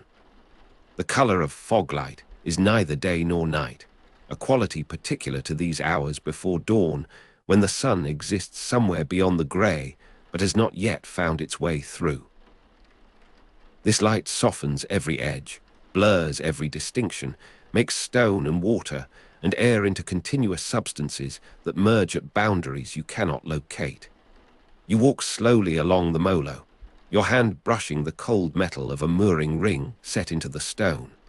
The tide is rising, you realize, or perhaps it has been rising all along, and you have only now become aware of it. The tides in the lagoon are relatively modest, typically less than a meter, but sufficient to cause flooding in the lowest parts of the city. Acqua alta events flood the low-lying areas, particularly the Piazza San Marco where you now stand, where the water will creep across the pavement and find the lowest points, the entrances to churches and shops, the thresholds of buildings that have faced this invasion for centuries. The relationship between Venetians and their environment was one of constant negotiation with water, a dialogue conducted in the language of rising and falling, of adaptation and accommodation. The first drip of water falls from the cornice above you, then another, then a slow, irregular percussion from every surface as the fog begins to lift. The moisture that saturated the air is releasing, condensing on stone and tile, running in thin streams down columns and walls, collecting in puddles that reflect, finally, the first true light. You taste salt on your lips. The damp has penetrated to your core, and you shiver once, a movement that seems loud in the returning quiet. A bird calls, tentative, as if surprised to find the world still exists. The sound comes from somewhere to your left, toward the gardens, and it hangs in the air unanswered for a long moment before another voice responds, then a third, a scattered chorus testing the reality of dawn.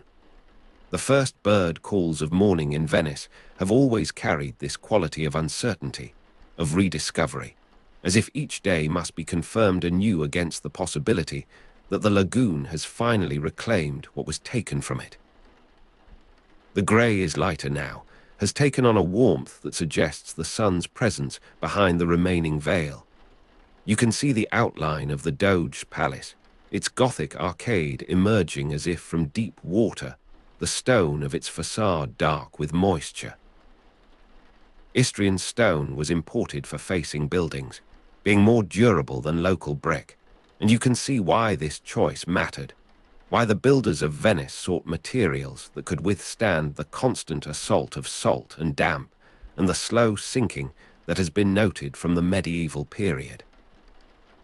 The city has always been slowly sinking, a process that the Venetians have observed and documented across the centuries, that they have fought with engineering and accepted with resignation, that has become simply another term in their long negotiation with the water. The wooden piles on which these buildings rest were driven deep into the clay and sand layers below the lagoon floor, driven by hand in their thousands, in their millions, a forest of oak and larch and alder inverted and buried. The piles petrify in the anaerobic conditions below the waterline, becoming stone-like in their preservation, creating a foundation more durable than any modern method might have produced. You stand above this submerged forest now, this petrified geometry of support, and the palace before you seems to float upon the fog that still clings to its lower stories, a building without visible foundation, a city without visible ground. The fog lightens further, and the Basilica of San Marco emerges, its domes rounded and eastern, its facade glittering with the mosaics that have been restored and replaced across the centuries. By 1400, Venice was at its territorial and commercial peak, though challenges were gathering, and the wealth that built this church, that covered its surfaces with gold and precious stone, was the wealth of trade routes that stretched from the lagoon to the farthest shores of the known world. The Republic's endurance, over 1,000 years, was partly due to this successful adaptation to its environment, to the turning of limitation into advantage, of isolation into strategic position. A building emerges to your right, then another, the city reconstituting itself from the dissolution of fog. The gradual return of sound accompanies this materialization. The splash of an oar somewhere in the channel behind the palace, a voice calling across water, the wooden knock of a boat against stone. The city is waking, the illusion of dissolution passing, and with it the sense that Venice might simply continue to fade, to return to the lagoon from which it was built.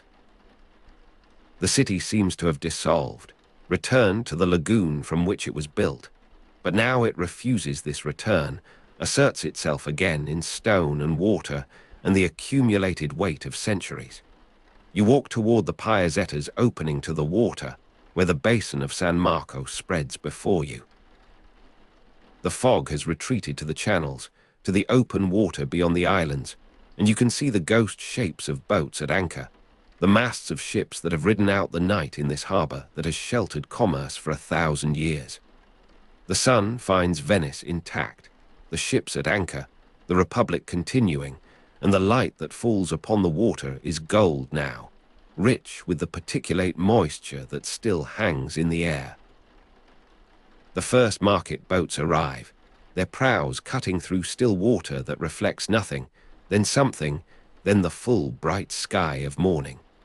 You watch them approach from the direction of the Rialto, loaded with produce from the mainland, with fish from the lagoon, with the goods that will supply a city of merchants and craftsmen and nobles.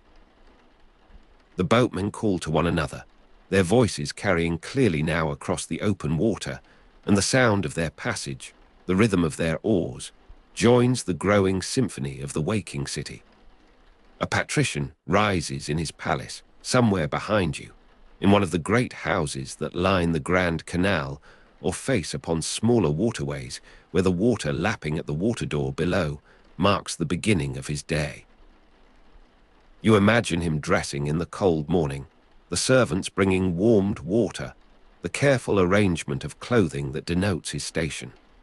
The day of councils and commerce is beginning, the day of negotiations and accountings, of the reading of names and the saying of prayers and the adjusting of accounts for loss that has characterized Venetian life across the centuries of the Republic's existence. The fog has lifted entirely now, has become merely a memory of dampness in your clothing, a salt residue on your skin. The sun warms the stone where you stand, and the Piazza San Marco opens before you, its pavement still dark with moisture, its arcades sheltering the first merchants who are setting out their goods. The population of the historic center reached about 185,000 by 1950 due to war refugees, far exceeding medieval numbers. But this morning you stand in a Venice more sparsely peopled, a city whose current population decline is a modern phenomenon, whose medieval self was growing, expanding, pressing against the limits of its watery foundation.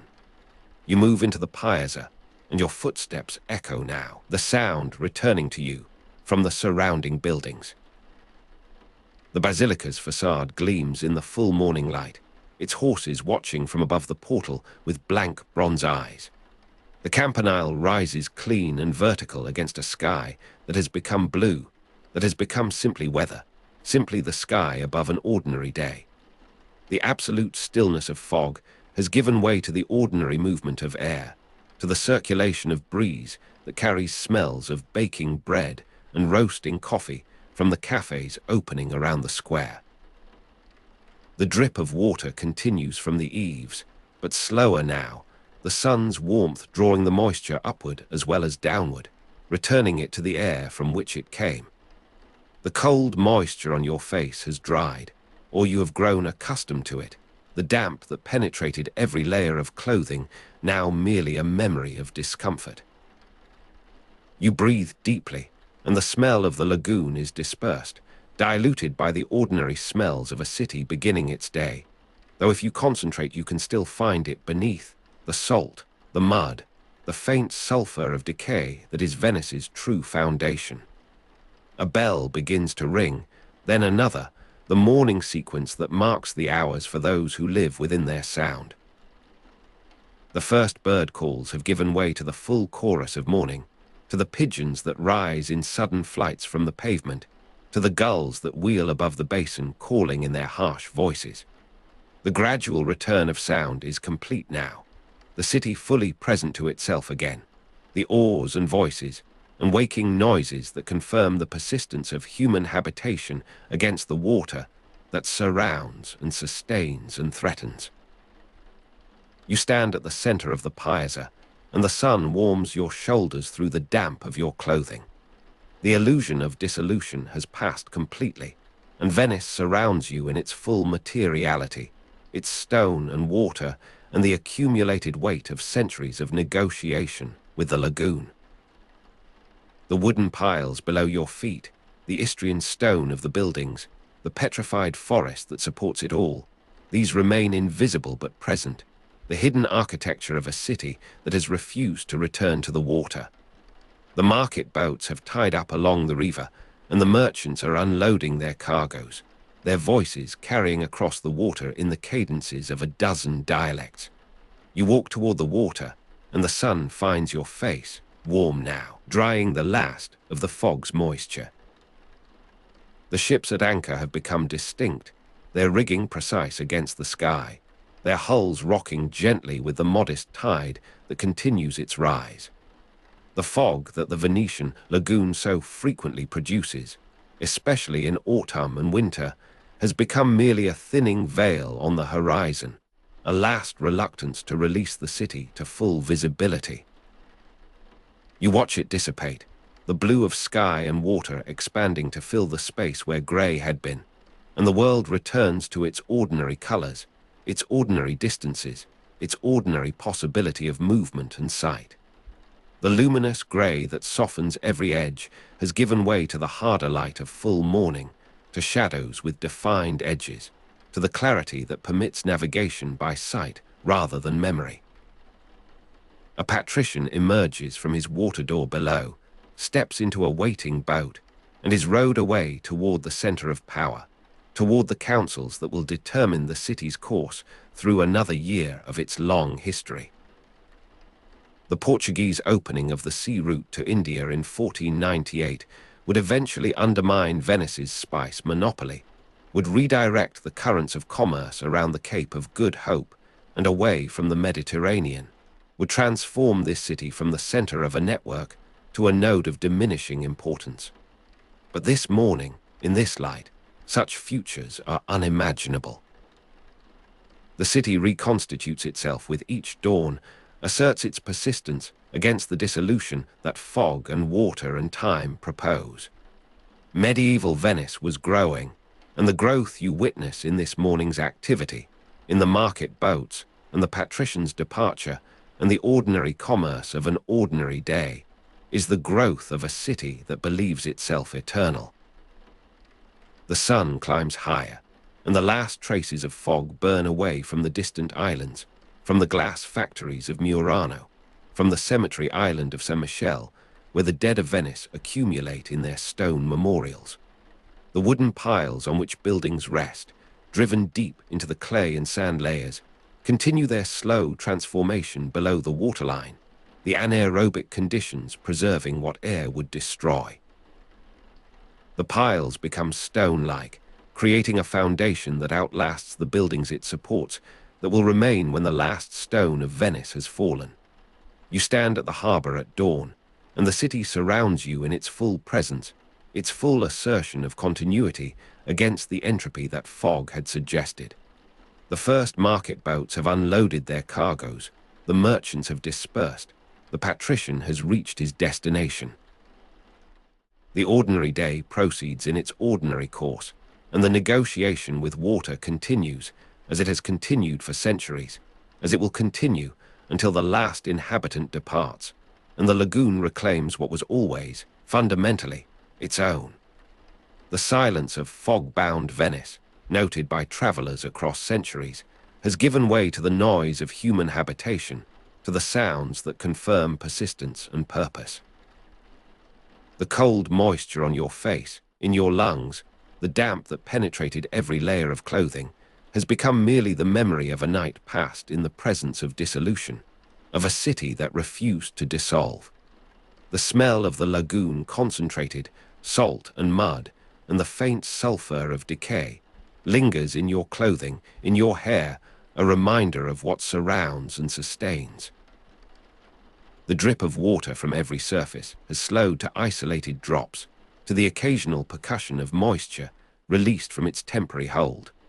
The first bird calls have multiplied into the full chorus of morning, no longer tentative, no longer surprised to find the world still exists.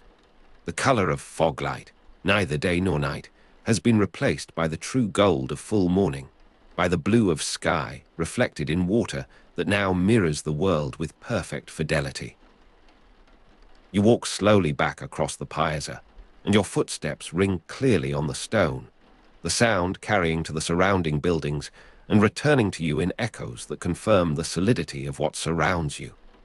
The gradual return of sound is complete, the city waking, the illusion of dissolution passing into memory, into the accumulated experience of those who have witnessed Venice in its moments of uncertainty and its assertions of continuity. The sun finds Venice intact, the ships at anchor, the Republic continuing. The fog has lifted entirely, has become part of the city's weather, its atmosphere, its characteristic uncertainty. You carry the memory of its dissolution with you as you move through the warming morning, the sense of a city that might, in certain lights, in certain conditions, simply cease to be visible, might return to the lagoon from which it was built, and to which, in the long accounting of geological time, it will inevitably return. But not this morning, not in this light. The city reconstitutes itself around you, stone by stone, sound by sound, the ordinary miracle of persistence that has characterized Venice across the centuries of its existence. The boatman who navigated by memory, by the sound of water against familiar walls, has reached his destination. The patrician who rows in his palace, the water lapping at the water door below, has begun his day of councils and commerce. The market boats have come and gone, their prows cutting through still water that now reflects everything, that holds the image of a city that continues, that endures, that negotiates with its environment as it has always negotiated, successfully, for now, for this morning, for the remaining years of its long and unlikely story. You stand at the edge of the water, and the sun warms your back, and Venice spreads before you in its full material presence, its full refusal to become memory, its full assertion of the present moment against all that would dissolve it.